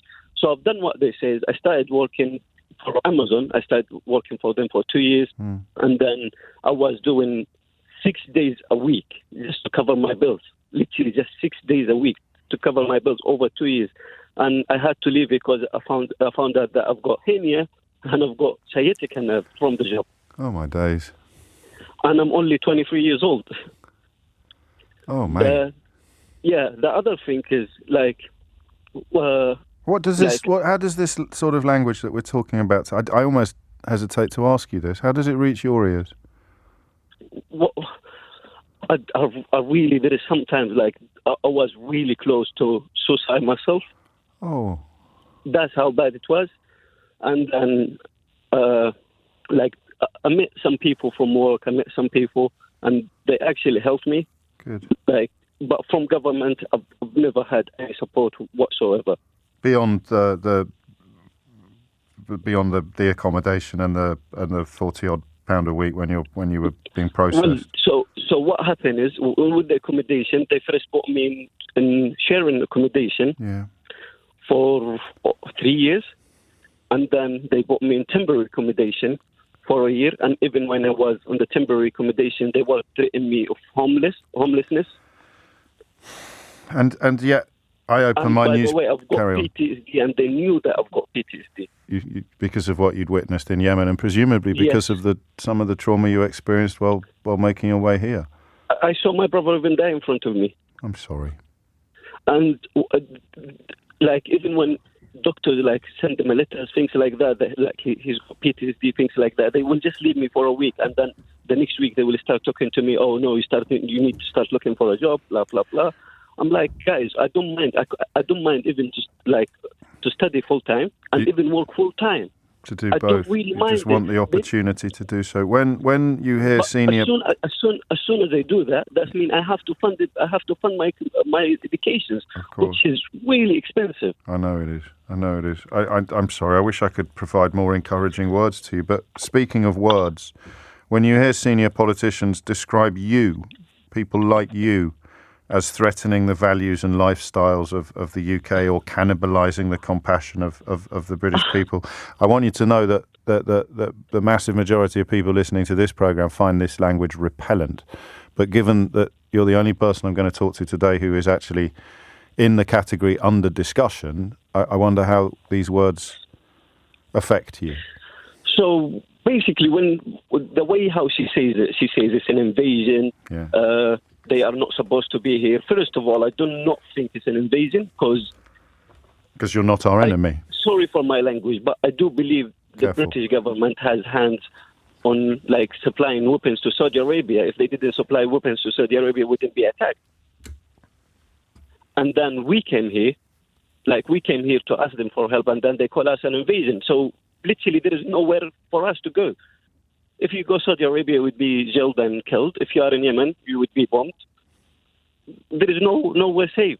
And when we were in Europe, the treatment there was really horrible, really, really horrible. We were beaten up. I was almost going to get jailed in Hungary for 6 months, just because across the border. Mm. And then with her, I do believe she needs to sit with more refugees to hear their stories, see what they've been through, things like that, and then make her decision, not just reading news or articles and just making decision on it. No, I mean, this was a point raised earlier by Chris, actually, whose academic studies have led him to the statistic that when we have conversations like this in the British media, we never hear from you. We never hear from people like you. The huge majority of reports never actually speak to the people who are being talked about. It's incredible, Abdullah. It really is. The other thing is, I've worked for a council, basically. I wouldn't say the name of the council. Sure. But I worked with them as what they call it, enforcement officer. Oh, yes. Environmental enforcement officer. And you could see a lot of homeless people in the street. And that was my job, literally, my job was literally if I saw a homeless person on the street, to take care of them, bring them to the council, speak to them, see what is their worries, if we can help them with housing or anything. Good grief. And recently, literally, I've left the job, by the way. Yeah. The reason why, because I've been asked not to deal with this anymore. I have to look for people that committing littering, things like this, and just find them. I'm like, okay, I'm literally not doing it. And I quit the job. I'm jobless now. That was my last job, and I literally left it because of that. I've been, even when my manager stopped me, he was like, there is an old man, he was coughing. I'm sorry for my language. He spit on the street, and it's an offense if you spit in the street. But the man was really older, he was about 80-something. Yeah. So I approached him nicely, and I spoke to him. We had body cams on our clothes. Yes. And I said to him, so I explained to him that he's not allowed to spit on the street, blah, blah, blah. And I asked him, how old are you? So he told me his age. So I said to him, well, this time will be a viral warning. Yeah. Because I knew that he was pensioner. I understand. And the fine for it was really high. and we're in difficult times. So I said to him, this time I will leave it as a Bible warning. Next time I will give you a fine. Yeah. The guy appreciated it and he walked away. He knew his mistake. I'm going to have to hurry you up slightly. I am running out of time. The PMQs is on us. And then when I came back, my manager was like, you should have actually fined him. Even though he was vulnerable or not. I've got to tell you something, Abdullah, and I hope you'll see this. I hope this will make you smile. Nothing says that you've integrated into British culture more than phoning a radio station to moan about your boss. That's about that should be on the citizenship test, Abdullah. It really should. I'm so sorry for what you've been through and what you continue to go through. And I'm so sorry that you have to hear senior politicians talking about you in such disgusting terms. I really am. Thank you for your call. It's just coming up to 11:59. It's Wednesday. It's nearly 12 o'clock. It must be PMQs. Ben Kentish is with me to just look ahead, Ben. It's a tricky one today, James. It's always a tricky one. Well, it's not always a tricky one. What do you reckon? Sometimes it's obvious, and today it's less obvious. All sorts of things Keir Starmer could go on. He could go on the nursing strikes, the government's decision to take the nurses to court, a move that quite a lot of people, even the Tory party, I think, could backfire on them. They're a bit concerned about the optics of that. He could go on crime. It's quite a flex, isn't it? It is quite a flex. People see it as they want Steve Barclay to turn up to these talks with a carrot, and they think he's taken a sledgehammer or a grenade, or pick a weapon of your choice, James. Crime as well. Labour's focusing on that a lot this week. The announcement yesterday they would outlaw spiking specifically, of course. He might focus on that. You might think he'd go for Dominic Raab. I think he won't, firstly, because it's a while ago. Secondly, of course, it opens up the whole sort of disciplinary internal issues. Diane Abbott would almost certainly come up in response. And then there was sewage, which I think Keir Starmer would have liked to have talked about today, ahead of the local elections next week. But it all backfired for Labour a bit yesterday when they tried to nail the Tories on this. And to be fair to the Tory whips, they quite cleverly turned the guns back on Labour, and Labour was left looking a bit silly. So what I think he will do, if you want a prediction, James, is that he will do his prime ministerial thing. He will try and look like the Prime Minister in waiting rather than the leader of the opposition, and will start by asking about the evacuation from Sudan. Yes. Possibly ramping up the criticism slightly, given that other independent experts have done of the comparatively slow response of the UK government compared to other countries, given the fact that there are still thousands of people in Sudan. We don't know exactly how many, British citizens waiting evacuation. And of course, 3 planes have taken off with a total of, we think, about 300-400 people. So a long, long way to go. I think he will focus at least his first couple of questions on Sudan. After that, anyone's guess today. Anything on the migration bill? I mean, what's Labour's stance on it? It's tricky. So, yes, they are actually, they put some figures out today claiming it's going to make the financial problem worse, and it's going to increase the cost of spending on hotel accommodation for asylum seekers by another £4 billion. They want to step up the removals to safe countries like Albania and India. They want to fast track the processing of claims. But it's tricky ground for Keir Starmer, because what Rishi Sunak will say in response is, if you want to tackle this problem, if you care about this problem, why are you voting against our bill? Because we don't think it will work. And that's the Labour response. But to be honest, their plan But he's not going to go in, because he's frightened, isn't he, of something here. He's not going to go in, as my callers have today, on the language used by Braverman and Jenrick. He's not going to draw parallels with 1930s Germany. He'll leave that to Holocaust survivors and football commentators. And maybe other backbench Labour MPs will row in on maybe that. Stephen Flynn. It's curious in a way, because, in the past, that's exactly what he would have gone on. And we've got a briefing with Downing Street after the PMQs, as ever. A lot of those questions, I can tell you for sure, will be on what was the evidence for Suella Braverman's assertion that the people coming here on small boats have driven up criminality. Does the Prime Minister share her assessment that they don't share our values, James? Those are the sorts of questions that in the past the leader of the opposition would have asked Rishi Sunak. Cannibalising the compassion. That's from Robert Jenrick.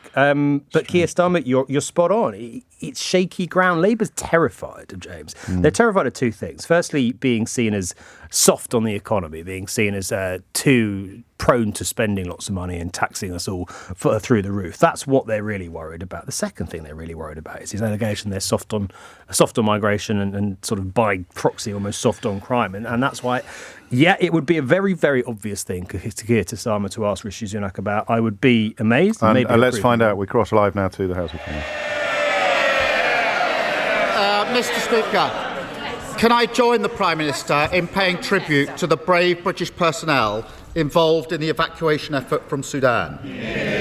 The government must do everything in its power to urgently evacuate UK nationals still trapped in Sudan. Mr. Speaker, yesterday George Osborne said that the Tory party's handling of the economy makes them vandals. He's right, isn't he? Prime Minister. Well, Mr. Speaker, while we're in the business of quoting former chancellors and shadow chancellors, I don't know if he saw the remarks from a former Labour shadow chancellor yesterday, who said our country had faced 4 once-in-a-century shocks, threats to our economy, and the fact that we've come through it is a triumph, Mr. Speaker.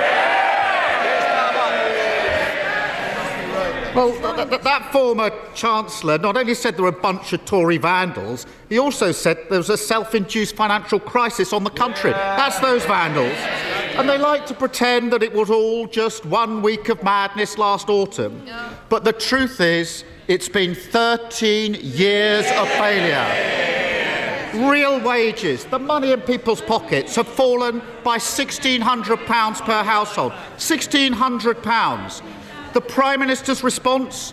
To impose 24 Tory tax rises in 3 years. 24. How on earth does he think his low-growth, high-tax economy is working for working people? Prime Minister. Mr. Speaker, because of the action that we've taken on the national living wage at record levels, on pension, on universal credit, and the generous cost of living payments, just yesterday, Mr. Speaker, almost 8 million households receiving direct support from this Conservative government. We are supporting working people. But just this week, Mr. Speaker, in the other place, we've seen his party side with protesters and with picketers. He should actually try backing working people. Lost £1,600 worse off. Mr. Speaker, I'm genuinely fascinated to know, does he really think that everything's fine, or is he just clueless about life outside of his bubble? Mr. Speaker, because of the actions that we have taken, well, let's just go over it. A single mother working full-time on the national living wage this year will get £1,300 more support from this government. A working couple on low income with 2 children will get £1,800, Mr. Speaker. That's what delivering for working Britain looks like. But if he has any actual ideas for the economy, he should say so, because all I hear from the party opposite, it's more spending, more borrowing, higher inflation, higher interest rates. It's the same old Labour Party. This is Mr. 24 tax rises. And I've never heard anything so out of touch as the answer that he has just given. And it's not just his refusal to take any responsibility for the damage they've done, the crashed economy, the hit to living standards. It's also he refuses to take the action that's needed. He could stop the handouts he's giving to oil and gas giants. He could scrap his beloved non-dom status. He could put that money back in the hands of working people and get the NHS back on its feet. That's what a Labour government would do. Why doesn't he?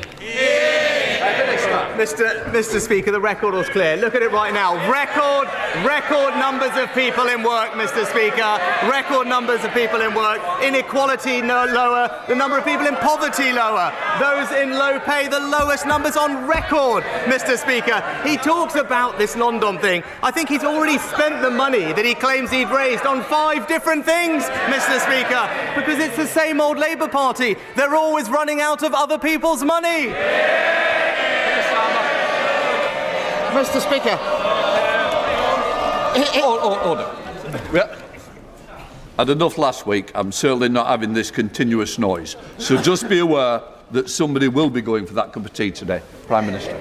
Mr. Speaker, he calls it this non-dom thing. Let's be honest about what his refusal to scrap the non-dom status means.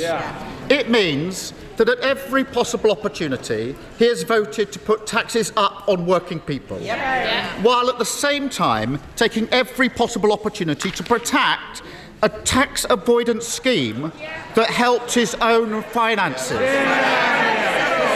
Why is the Prime Minister telling people across the country that their taxes must go up so that his can stay low? Mr. Speaker, the facts are these. The very wealthiest pay more tax and the poorest pay less tax today than under any year of the last Labour government, Mr. Speaker. We've also boosted the national living wage, boosted universal credit and pensioners. But, Mr. Speaker, the rank hypocrisy of it, as we saw last week when it comes to his own special pension scheme. I said it last week, but I'll say it again. It's literally one law for him and a tax rise for everybody else. Mr. Speaker, here's the difference. I'd scrap his pension giveaway whether it affected me or not. He refuses to scrap the non-dom status that benefits him and his family. I can see why he's attracted to this non-dom thing. This Prime Minister is so removed from the country that he boasted that he didn't know a single working class person. So insulated from reality that he proudly told a Tory garden party how he'd moved money from poorer areas and handed it to rich ones.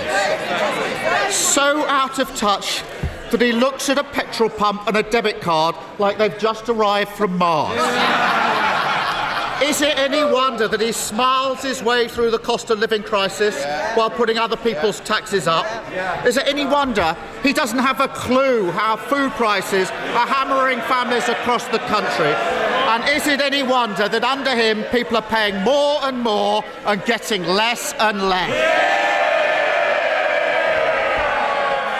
Mr. Speaker, we'll just look at what's happened just in this week, Mr. Speaker, where the Labour Party have put themselves. On Monday, in the other place, they decided to side with extremist protesters. Just yesterday, they sided with polluters, Mr. Speaker.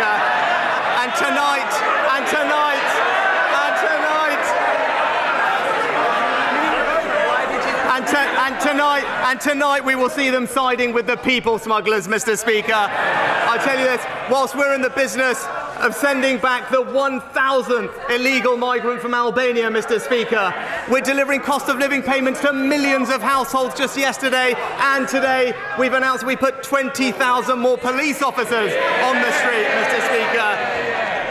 We're siding with the British people, Mr. Speaker. That's what the Conservative government does. Thank you, Mr. Speaker. 60 years ago, Goulburn Urban District Council wrote to the government about the urgent need for a bypass for my constituency of Lee. 40 years ago, the central section of that bypass, the Atherley Way, was constructed. But to this day, the bypass remains unfinished, leading to daily gridlock in some areas of the community. Will the Prime Minister support my proposals to complete the Atherley Way, and will he meet with me to discuss this further so we can get Lee moving again?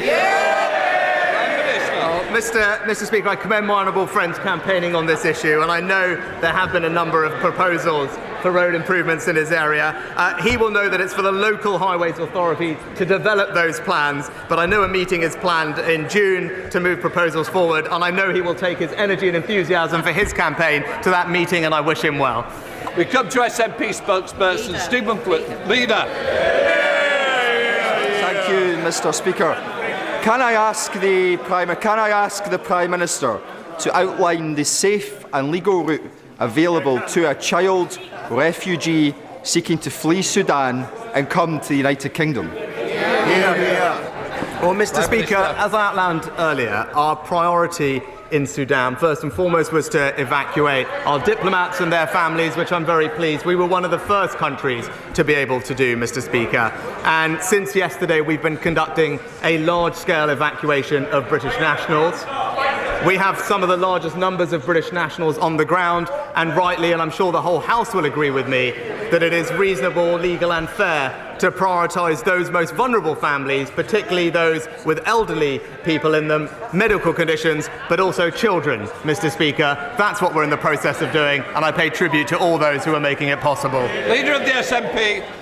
Mr. Speaker, to be clear, and I think everyone in the House is aware of this, children in Sudan are already dying. Now, whether it's a Tory slogan to stop the boats or a Labour slogan to stop small boats, we need some more humanity in this debate, rather than the race to the bottom which we see here today. So can I ask the Prime Minister, now that he has confirmed that there is no safe and legal route, will he therefore confirm that it would be his government's intention to detain and deport a child refugee who flees Sudan and comes to the United Kingdom? Mr. Speaker, in fact, because of the efforts of our aid teams, we've invested almost £250 million in humanitarian support in Sudan over the past 5 years. And Mr. Speaker, the honourable gentleman does it always, but actually this country has a proud record of compassionately supporting those who need our assistance. Just over the last few years, we have welcomed almost 500,000 vulnerable people to our country, including many children, and it's that compassion that we want to make sure we continue, Mr. Speaker, which is why it's precisely right that we make sure that our system is not exploited by those coming here illegally, and that's what our bill will deliver. Dr. Luke Evans. Mr. Speaker, the Lib Dem-run Hinckley and Bosworth Borough Council don't have an up-to-date local plan. So that every day that goes past, we have speculative It's a little earlier than usual. That must have zipped along a little more quickly. Not quite as raucous as last week either, Ben Kentish. Would that be... I don't know. Did I introduce him when he came in? Yeah. I did. Yeah. I did by name. You did. I just thought that was the first time. Because whenever I say Ben Kentish, as you know, I hear the Spoonerism in the back of my mind. Introduce me how you want, John. Well, I don't want to do that. But I just suddenly thought that's the first time I've said Ben Kentish this morning. But no, it isn't. You're right. I did introduce you correctly. So it must have gone a little quicker than usual. Not as raucous. Is that something that is manageable, or is that just coincidence? Because last week was one of those Last week was bad. Really Last week was really bad, isn't it? Today was a great deal better, but you're right, it was less raucous. It was slightly less bad-tempered. We had slightly fewer of the sort of glib Mr. Softy, Sir Softy of course, type jibes. That hasn't been resurrected. Not this week. I'm sure. I doubt we've seen the last of that one, James. But no, we didn't hear it today. We did hear the usual. What about his pension law and so on? So it was still a little bit pathetic at times, to be honest. But no, in general, Keir Starmer focusing attack on the economy. We'll come back, shall we, and dive into it properly so that we can actually make all Keith's dreams come true and go towards some adverts more or less on time for probably the only time this week, Ben. You're a very good influence. It's 12:15. 18 minutes after 12 is the time. Ben Kentish, LBC's Westminster editor, joins me to pick over the bones of PMQs. Well, you take it away, Ben. You go in where you think, and then I'll annoy you by trying to steer you off in different directions. I think what Labour's really trying to do now, James, is step up the personal attacks on Rishi Sunak. And it's pretty obvious that they need to do that, because when you look at the polls, Labour is much more popular than Keir Starmer, i.e. he's holding Labour back. Rishi Sunak, in their inverse, is much more popular than his party. So when you talk to Labour strategists, they do think they've done a pretty good job, and indeed the Tories have done a pretty good job themselves, of damaging the Conservative brand. But brand Sunak, if you want to look at it that way, is actually still pretty popular, slightly overstating it, but a lot more popular than his party. So what we've seen in recent weeks is a stepping up, I think, of Keir Starmer, not really going after the Tories as a party, but going after the Prime Minister and trying to link, which he did quite cleverly today, trying to link the Tories' economic record to Rishi Sunak personally, and particularly today his personal wealth. So rather than just going on about the economic record and the fact that the government doesn't want to close the non-dom loophole or the non-dom tax policy in the way that Labour wants, he suggested very directly that was as a result of Rishi Sunak himself, of course, benefiting from it. And there were all sorts of phrases about Rishi Sunak's background. He talked about never having experienced life outside of his bubble. In response to one answer, he said, never heard anything so out of touch in my life. This is all about trying to depict Rishi Sunak as an out-of-touch multi-millionaire who has, or his family says multi-billionaire, who has no idea of the struggles that ordinary people are facing. Will that be effective?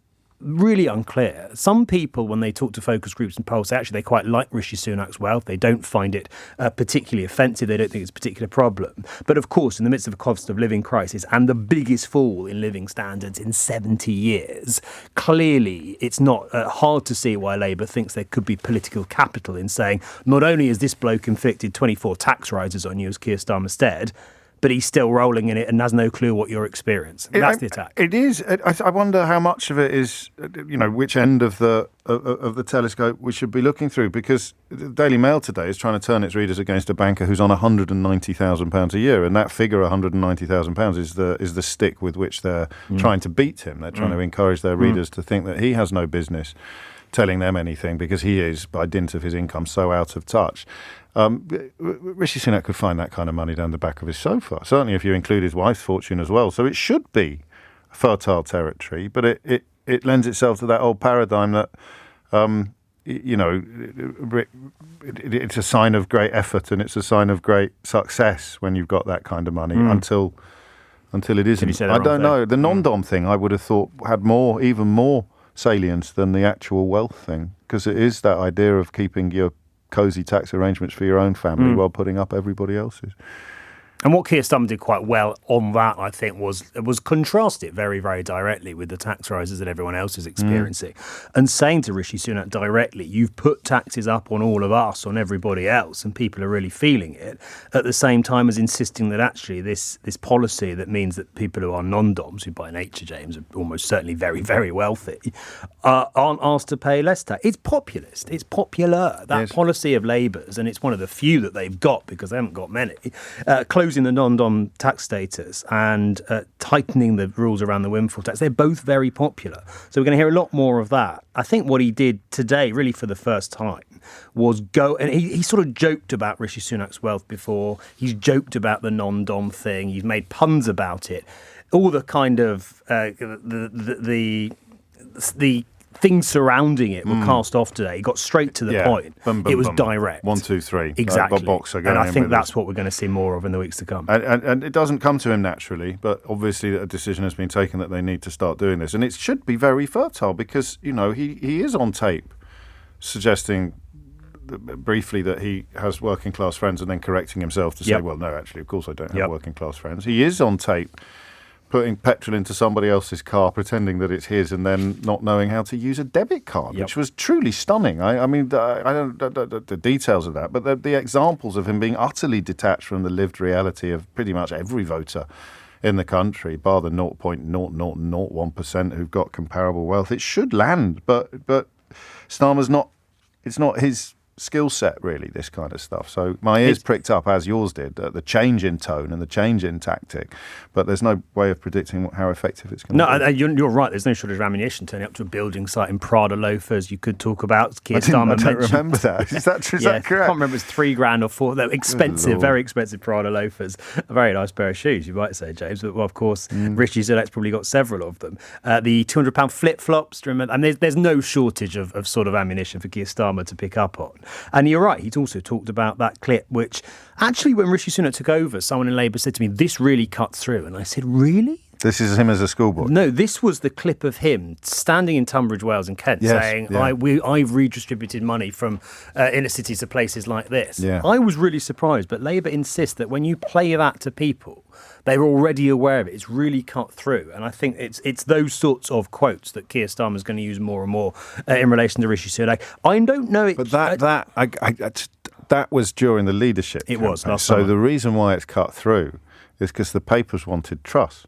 So they actually went after Sunak, which means that it reached parts that it wouldn't previously have reached. If that had been a general election campaign and Labour were desperate for it to get salience, to get coverage, they wouldn't have got a fraction. But because they were trying to persuade the country to go for Liz Truss, they've accidentally put that, perhaps, if you're surprised by it cutting through, it must be because more people have seen it than you'd normally expect in a country where most of the media would be doing the bidding of the Conservative leader. And he the wasn't Truss the leader at campaign the time. leapt on it. And you actually had a lot of Red Wall MPs, that's why. Most of whom were backing Truss in the summer, saying, hold on, this bloke's talking about directing money away from my constituencies to places like So they Kent. should probably not have left it on the back burner for so long. He should probably have been hitting those notes ever since. Do you think it works, Jen? This is the big question in Westminster.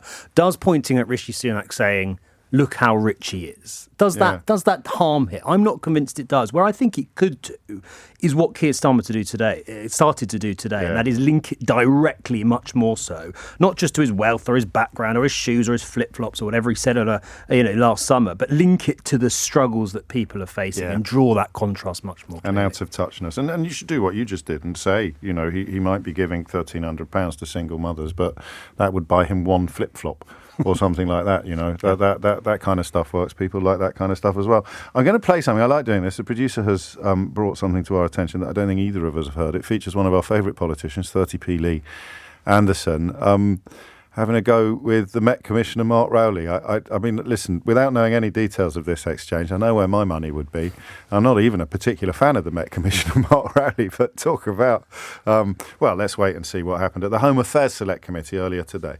I'll try another question. We've seen protesters once again in Parliament Square setting up some sort of Glastonbury on Thames gazebo with some pretty poor artists, if memory serves me right. So do you agree with the recommendations? I think it was by the policy exchange that there should be zero tolerance to these sort of events, and we shouldn't be putting up with antisocial behaviour. And just this morning, we've seen protesters on Whitehall around Parliament Square, probably as you was coming into the building. Do you think it's time that you left the Ivory Tower and got out there on Whitehall and sorted these people out? Because people of London, the tourists, the people that work at this place, and the taxi drivers, the bus drivers, they're getting fed up of it, and you're just letting it happen. You've got the powers now to do this. So there's current bill bouncing around Parliament which hasn't come in yet, so those powers aren't in existence yet. It's not strictly true, is it? You can move these people on. They're obstructing the highway. So we could have a long conversation about public order law. Why are you not moving them on? Well, because you're making selective comments based on a partial understanding of the law. I do not want Londoners disrupted any more than anybody else does.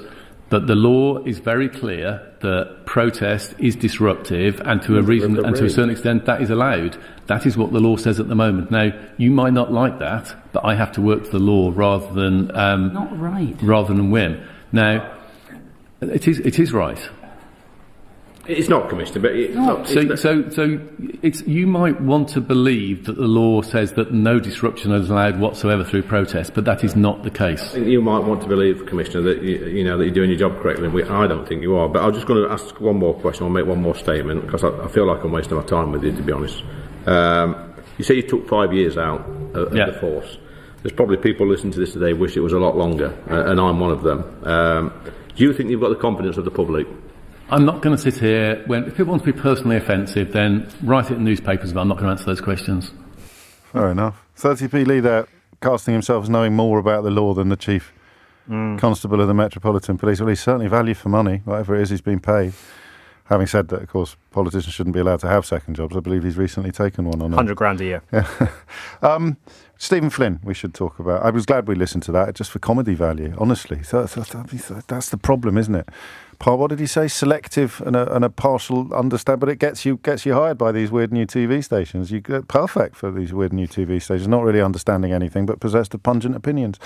Stephen Flynn, I quite like the cut of his jib. Well, it is what we were saying before, James, wasn't it? That another leader of the opposition might well have said, but Keir Starmer, for the reasons we talked about, reluctant to go there. Stephen Flynn linking directly the crisis in Sudan, as others have done in the last couple of days, to the government's policy on refugees and migrants, because, of course, if people from Sudan, which includes women who the UN and other charities tell us are enduring appalling sexual violence at the hands of the forces, what's going on in Sudan, both sides in the Sudan, particularly the sort of rebel side. If they try and flee here on small boats, they risk being locked up, detained and deported, including children. And that's why actually one of the amendments today on the slight tangent, James, on the illegal migration bill is to reduce the government's power to lock up kids. And Stephen Flynn was using the fact that the government want to give themselves that power to ask Rishi Sunak, will that include children coming from Sudan? Will that include women and children fleeing Sudan? And of course, the answer is yes. Rishi Sunak pointed to the humanitarian aid that's being delivered in Sudan. But actually, the number of routes that are available if people want to flee from that country and everything that's going on there right now here, legally, are almost nil. I say almost because Suella Braverman did this morning point to some UN legal routes that do exist. I checked it, James. The number of asylum seekers that the UK accepted from those routes last year is about 890, which is a tiny figure when you think of the context of even Sudan and the number of displaced people there. It may be a tiny figure, but it could perhaps be enough to cannibalise the compassion that the British people feel in the mind, or what passes for the mind of Robert Jenrick. And actually a development there as well, which has just been brought to my attention. If you are a British citizen in Sudan, you'll have to leave your spouse and immediate family behind if they don't already have UK visas. That's according to their own, to the Foreign Office's own advice this morning, in that if you haven't got your visas in place already, you can't get on the planes that the British government is now finally, belatedly, providing, which is incredible. Really. I don't think I'd leave. And it's slightly different with the message that's been given in the last couple of days, which was any dependents and close relatives of British citizens would be, given the route out. But you need existing UK entry clearance. If you haven't got that, then you're not coming in. Ben Kentish, many thanks indeed. 12:30 is the time. You're listening to James O'Brien on LBC. Amelia Cox is here now with the headlines. 12:35 is the time. Back to this story, which I don't know, it changes from day to day. I don't know what you're like. My appetite for conversations changes according to the weather.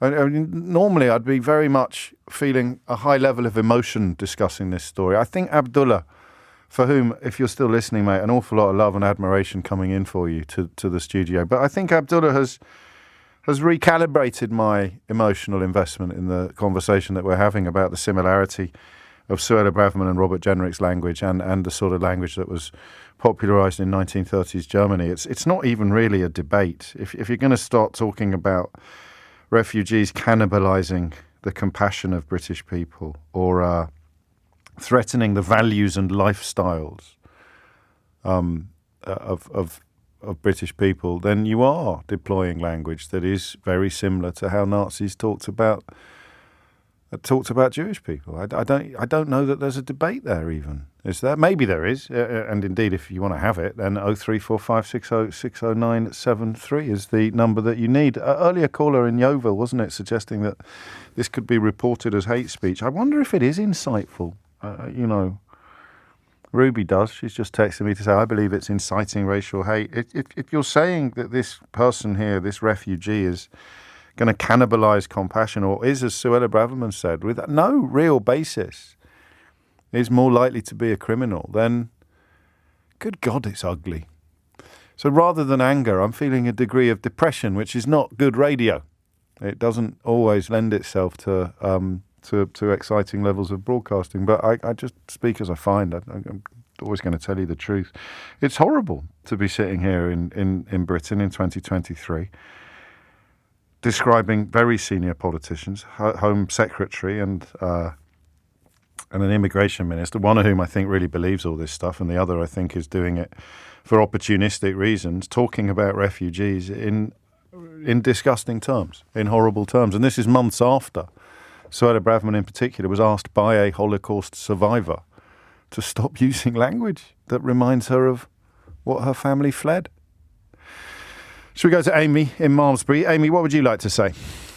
Hi, James. I'm completely with you about how depressing this is. It really is. It's stopped being shocking, and it's now just awful. I phoned up for 2 points. Number one was about the usage of the word cannibalism, and my second point was about, can you compare and contrast Goebbels to Suella Braverman and Jenrick? So the first one, so I've been helping my children with their English GCSE, English language. Okay. And one thing that they are taught very clearly is that they're doing poetry at the moment, that poets, it is actually, poets use words precisely because they don't have many to work with. So every word that they use has to have a meaning and has to elicit a response. And I think I went on ChatGPT to look at this, and the word subhumans, which was used in your speech that you gave, speech, sorry, verbal speech that you used. I take some criticism, but not that one. I don't mean to do that to you. The word dehumanising. The word subhuman can be seen. Yes, is a dehumanising word. Of course it is. And what is the word cannibalist? I mean, that is dehumanising somebody, if ever. It's used as a verb. It's used as a verb, not a noun. It is used as a verb, and he was using it. What did he say? Cannibalise it? No. Yes, threatens to cannibalise the compassion that marks out the British people. So he's using the word cannibalise and the words British people in exactly the same sentence, and you know. Didn't he? And he must have chosen that word consciously, like the poets are doing. He must have sat down with his pen at his dining room table, or somebody did, and chose, do you know what, I'll use that word cannibalism. And going back to that lady in Yeovil, it's not a far reach if you were writing an English essay to say, well, cannibalism. Oh, no, you're right. Cannibalists. No, God, of course you're right. This is why you mentioned... Illegal. What is the writer trying to achieve here would be the GCSE question, right?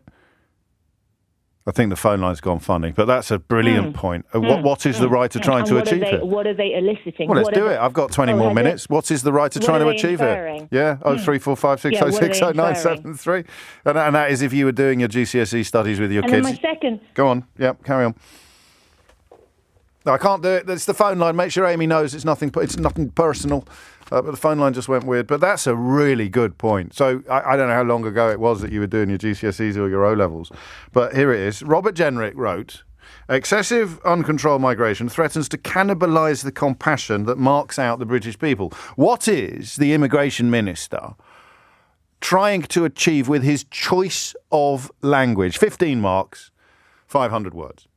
David's in Maidstone, although he was on hold before I set you your homework, so I'm not going to expect him to complete it. David, what made you pick up the phone? Just the language, really, that's being used at the moment with this migrant crisis, so-called crisis in the Channel. It's, as you say, it's very, very rhetorical of what happened in Germany in the 1930s about creating an enemy and wave a flag at it to just get popular support, to deflect from what's actually going on, because I've got very considerable doubts about what's actually happening in the Channel at the moment. I mean, the numbers there, I believe, are far, far less than what are being reported. Why do you think that? Well, I've got a boat in Dover, so I fish out in the Channel. All last year, I was fishing in the Channel most weekends. And you think it's gone down since 2021 then, or absolutely, yeah, the highest figures. I mean, in 2021 we could be fishing and we could see 4, 5, or 6 dinghies at a time coming across. Last year they were saying certain days there were 1,000 or 1,200, and we might see 1 dinghy, and there isn't the capacity. The Navy have now gone; they're not in the Channel at all. There are 3 Border Force boats. One of those now is up in Great Yarmouth and has been for a couple of weeks. And I follow them on the AIS, Tracker, and I can see their movements and what they do. I mean, last year we saw there was one small naval cutter with 3 ribs, right, rescuing 1 dinghy with 15 or 20 people on, and it took them 3 hours to get them loaded. Gosh. Now, when you're talking about 1,000 or 1,200 a day, that there isn't the boat capacity down there. There hasn't been the coat. There's only been one. They wouldn't make it up. I don't. Well, all I know, James, is what I see. Yeah, no, I get it. Friends will come with me, and we're having a look, and we're seeing what's going on. There's no way 1,200 came in. Now, the on one day, they're not saying that every day, but no. But certain days when I've been down there, they've been saying there's been 1,000 or 1,200. Okay, that's 20 lorry loads. 20. Well, you're there and I'm not, but maybe I sound naive when I say I don't think they'd make it up, old boy, would they? I mean, I don't know. Well, the last weekend, it was flat calm. Weekend before last, it was flat calm on the Sunday, crystal clear, and there was not one thing he came across. But it doesn't matter, to be honest. I don't think it even matters, does it? Because it's moved beyond people and numbers into words and rhetoric. So well, that's exactly the point. Yeah. It worked very well during the Brexit debate. It did. Nigel Farage used it an awful lot. It was a very, very useful political weapon. Yes. And to keep the rhetoric going, they need to have the weapon to wave the flag at. And I'm looking at it going, this is not happening. This is not happening. Why are they doing it? Why are they doing it? They're doing it because it makes people angry and get support to deflect from what's actually happening. Do you think it works? Because I know we've had the protests outside the facility in Knowsley, which Robert Jenrick essentially offered some support for today, although he always condemns violence. And I mean, obviously, I can have a fairly toxic seam running through my social media interactions or through the text coming into the studio, and I know what the headlines are doing. And there's a Daily Mail journalist already tweeting his full support for Robert Jenrick's description of refugees threatening to cannibalise the compassion that marks out the British people. But is it landing, in your opinion, as well as it has done in the past? I believe it's beginning to wear thin because I've had people criticise me for what I'm saying. And saying, oh, they're coming on the beaches. No dingoes landed on the beaches or anywhere last year, at all, anywhere. Because I've got friends who are on the lifeboats and they tell me what's going on. And it has been, but it's beginning to run out of steam, I think. And also, if you know, when it was Polish people that we were all supposed to hate, you could walk up a high street and see a Polski sklep, and if you were framed that way, if your mind worked that way, you probably could muster up some disapproval of the fact that there was a Polish shop on your street, because it's very visible and it's very real, and if you're unhappy with your lot, it's a short hop to somehow blaming the Polish people, and the numbers are big, but this, no one really is going to be able to describe themselves as feeling a pinch caused by people like Abdullah on £38 a week in some hotel on the edge of town, are they? I know. It's sort of going back to the sort of German rhetoric. It's how Adolf Hitler became popular, by getting hard, because inflation and poverty was rife in Germany at the time. And what you need to do is create an enemy, wave this flag at it, and this is the way forward. And this is what they've been doing, and what they're trying to do now. Nicely put. You need a betrayal narrative, and you need a scapegoat. And here's the scapegoat: 13 years in power, 503,000 net migration last year, 40-odd thousand coming in small boats. But all the problems have been caused by the people in the small boats, the human beings, the refugees, the people. Stop the boats. You might as well say stuff the people. 12:45 is the time. Thank you, David. I enjoyed that. More to come after this. 12:49 is the time. It's pretty grim, isn't it? The place in which we find ourselves. And I feel I should apologise for not being more energised by it. But some days, as I mentioned to you earlier, you just sort of think, oh, God, what next? And now it is Suella Braverman and Robert Jenrick going even further in their demonisation and dehumanisation of refugees with no evidence for it at all. That's the strangest thing. And I don't know who they're talking about. Who are these people who are currently feeling very compassionate towards refugees? But if they continue coming here, they will suddenly feel less compassionate. I mean, it's so dishonest. This is Jenrick, not Braverman, who I think is opportunistic. I don't even know if he means this stuff. I'm 100% sure Braverman does. It's so unpleasant, this. Who are these people whose compassion is somehow finite, as in, I feel very, very sorry for refugees today. And then Tuesday, I feel very, very sorry for refugees today, and 5 have arrived. I feel very, very sorry for refugees today, Wednesday, and 5 have arrived. I feel very, very sorry for refugees today, Thursday, and 5 have arrived. I absolutely feel no compassion whatsoever for refugees today, Friday, and 5 have arrived. This idea that it runs out or gets broken, I don't know what he means by cannibalised, but I do know, I think I know why he's used that word. And that's the other side of this phone-in, is the GCSE set text.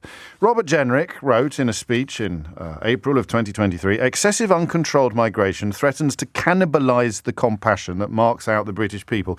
What did the author intend by the use of the word cannibalise? How would the GCSE question be phrased? It's so long since I've done it.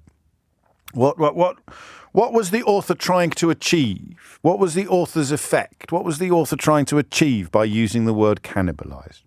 Anthony's in Blackpool. Anthony, what would you like to say? Hello, James. Hello, yeah, I'm similarly disgusted, depressed, and upset by this.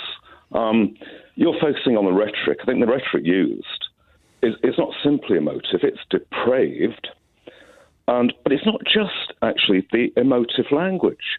The statements that they're making, they're mendacious, they're unreasoned, and they're deeply contradictory. They are, yeah. Most obviously, there's a number of instances I'll quickly run through. Yeah, Philly The refugees are being defined as illegal, as you've said repeatedly. That's a complete misrepresentation. It's a lie. Yep. They're asylum seekers. They have a legal right to seek asylum. The Braverman statement demonises all refugees with an unqualified attribution of them being drug dealers and sexual traffickers. It's not qualified. Braverman, one thing that really deeply annoys me is that Braverman has repeatedly described the government's... In fact, when she started down this path, she uses the word that their approach is humanitarian. Yeah. Now, that sticks in my craw. The attitude is the opposite. Cite the attack on the human rights legislation. How can she have the nerve to keep using that adjective? I don't know. I'm like you, actually. Sometimes I can juggle and sometimes I can't get started. I drop every ball I throw in the air. So I think part of it is she wants everybody else to feel like she does, which at least speaks possibly to some modicum of shame. Yeah. So but if she can just... isn't it? Yeah, well, if she can make everybody else feel this horrible bilious impulse that she feels, then she won't feel as...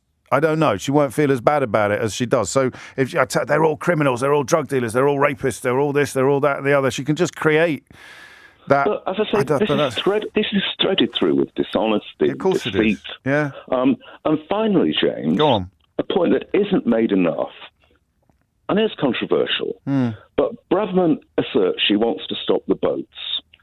My opinion, my view, is that in fact she and the government, by stopping legal routes, is actually promoting this illegal traffic. I don't think that's an opinion. I think that's a statement of fact. I don't see what did they expect to happen when they closed down safe routes and confined people only to unsafe routes. People, unless they truly don't understand the motivation for refugees, they truly don't understand why the UK remains a destination, not the most popular destination, not by any stretch of the imagination, a disproportionately popular destination, but you got family here or you speak English, then it's going to be at the top of your list of places to try to get to. And of course, Abdullah reminded us that in some European countries, notably Hungary in his case, the desperation to get out of there is going to be akin to the desperation to get out of the zone you were fleeing in the first place. So no, there is no other explanation than that they wanted this. The humanitarian thing, James, will be to open safe routes. And my final point would be, what damage is this doing to us? I don't know. As a country. Yeah, I don't know. How divisive is this?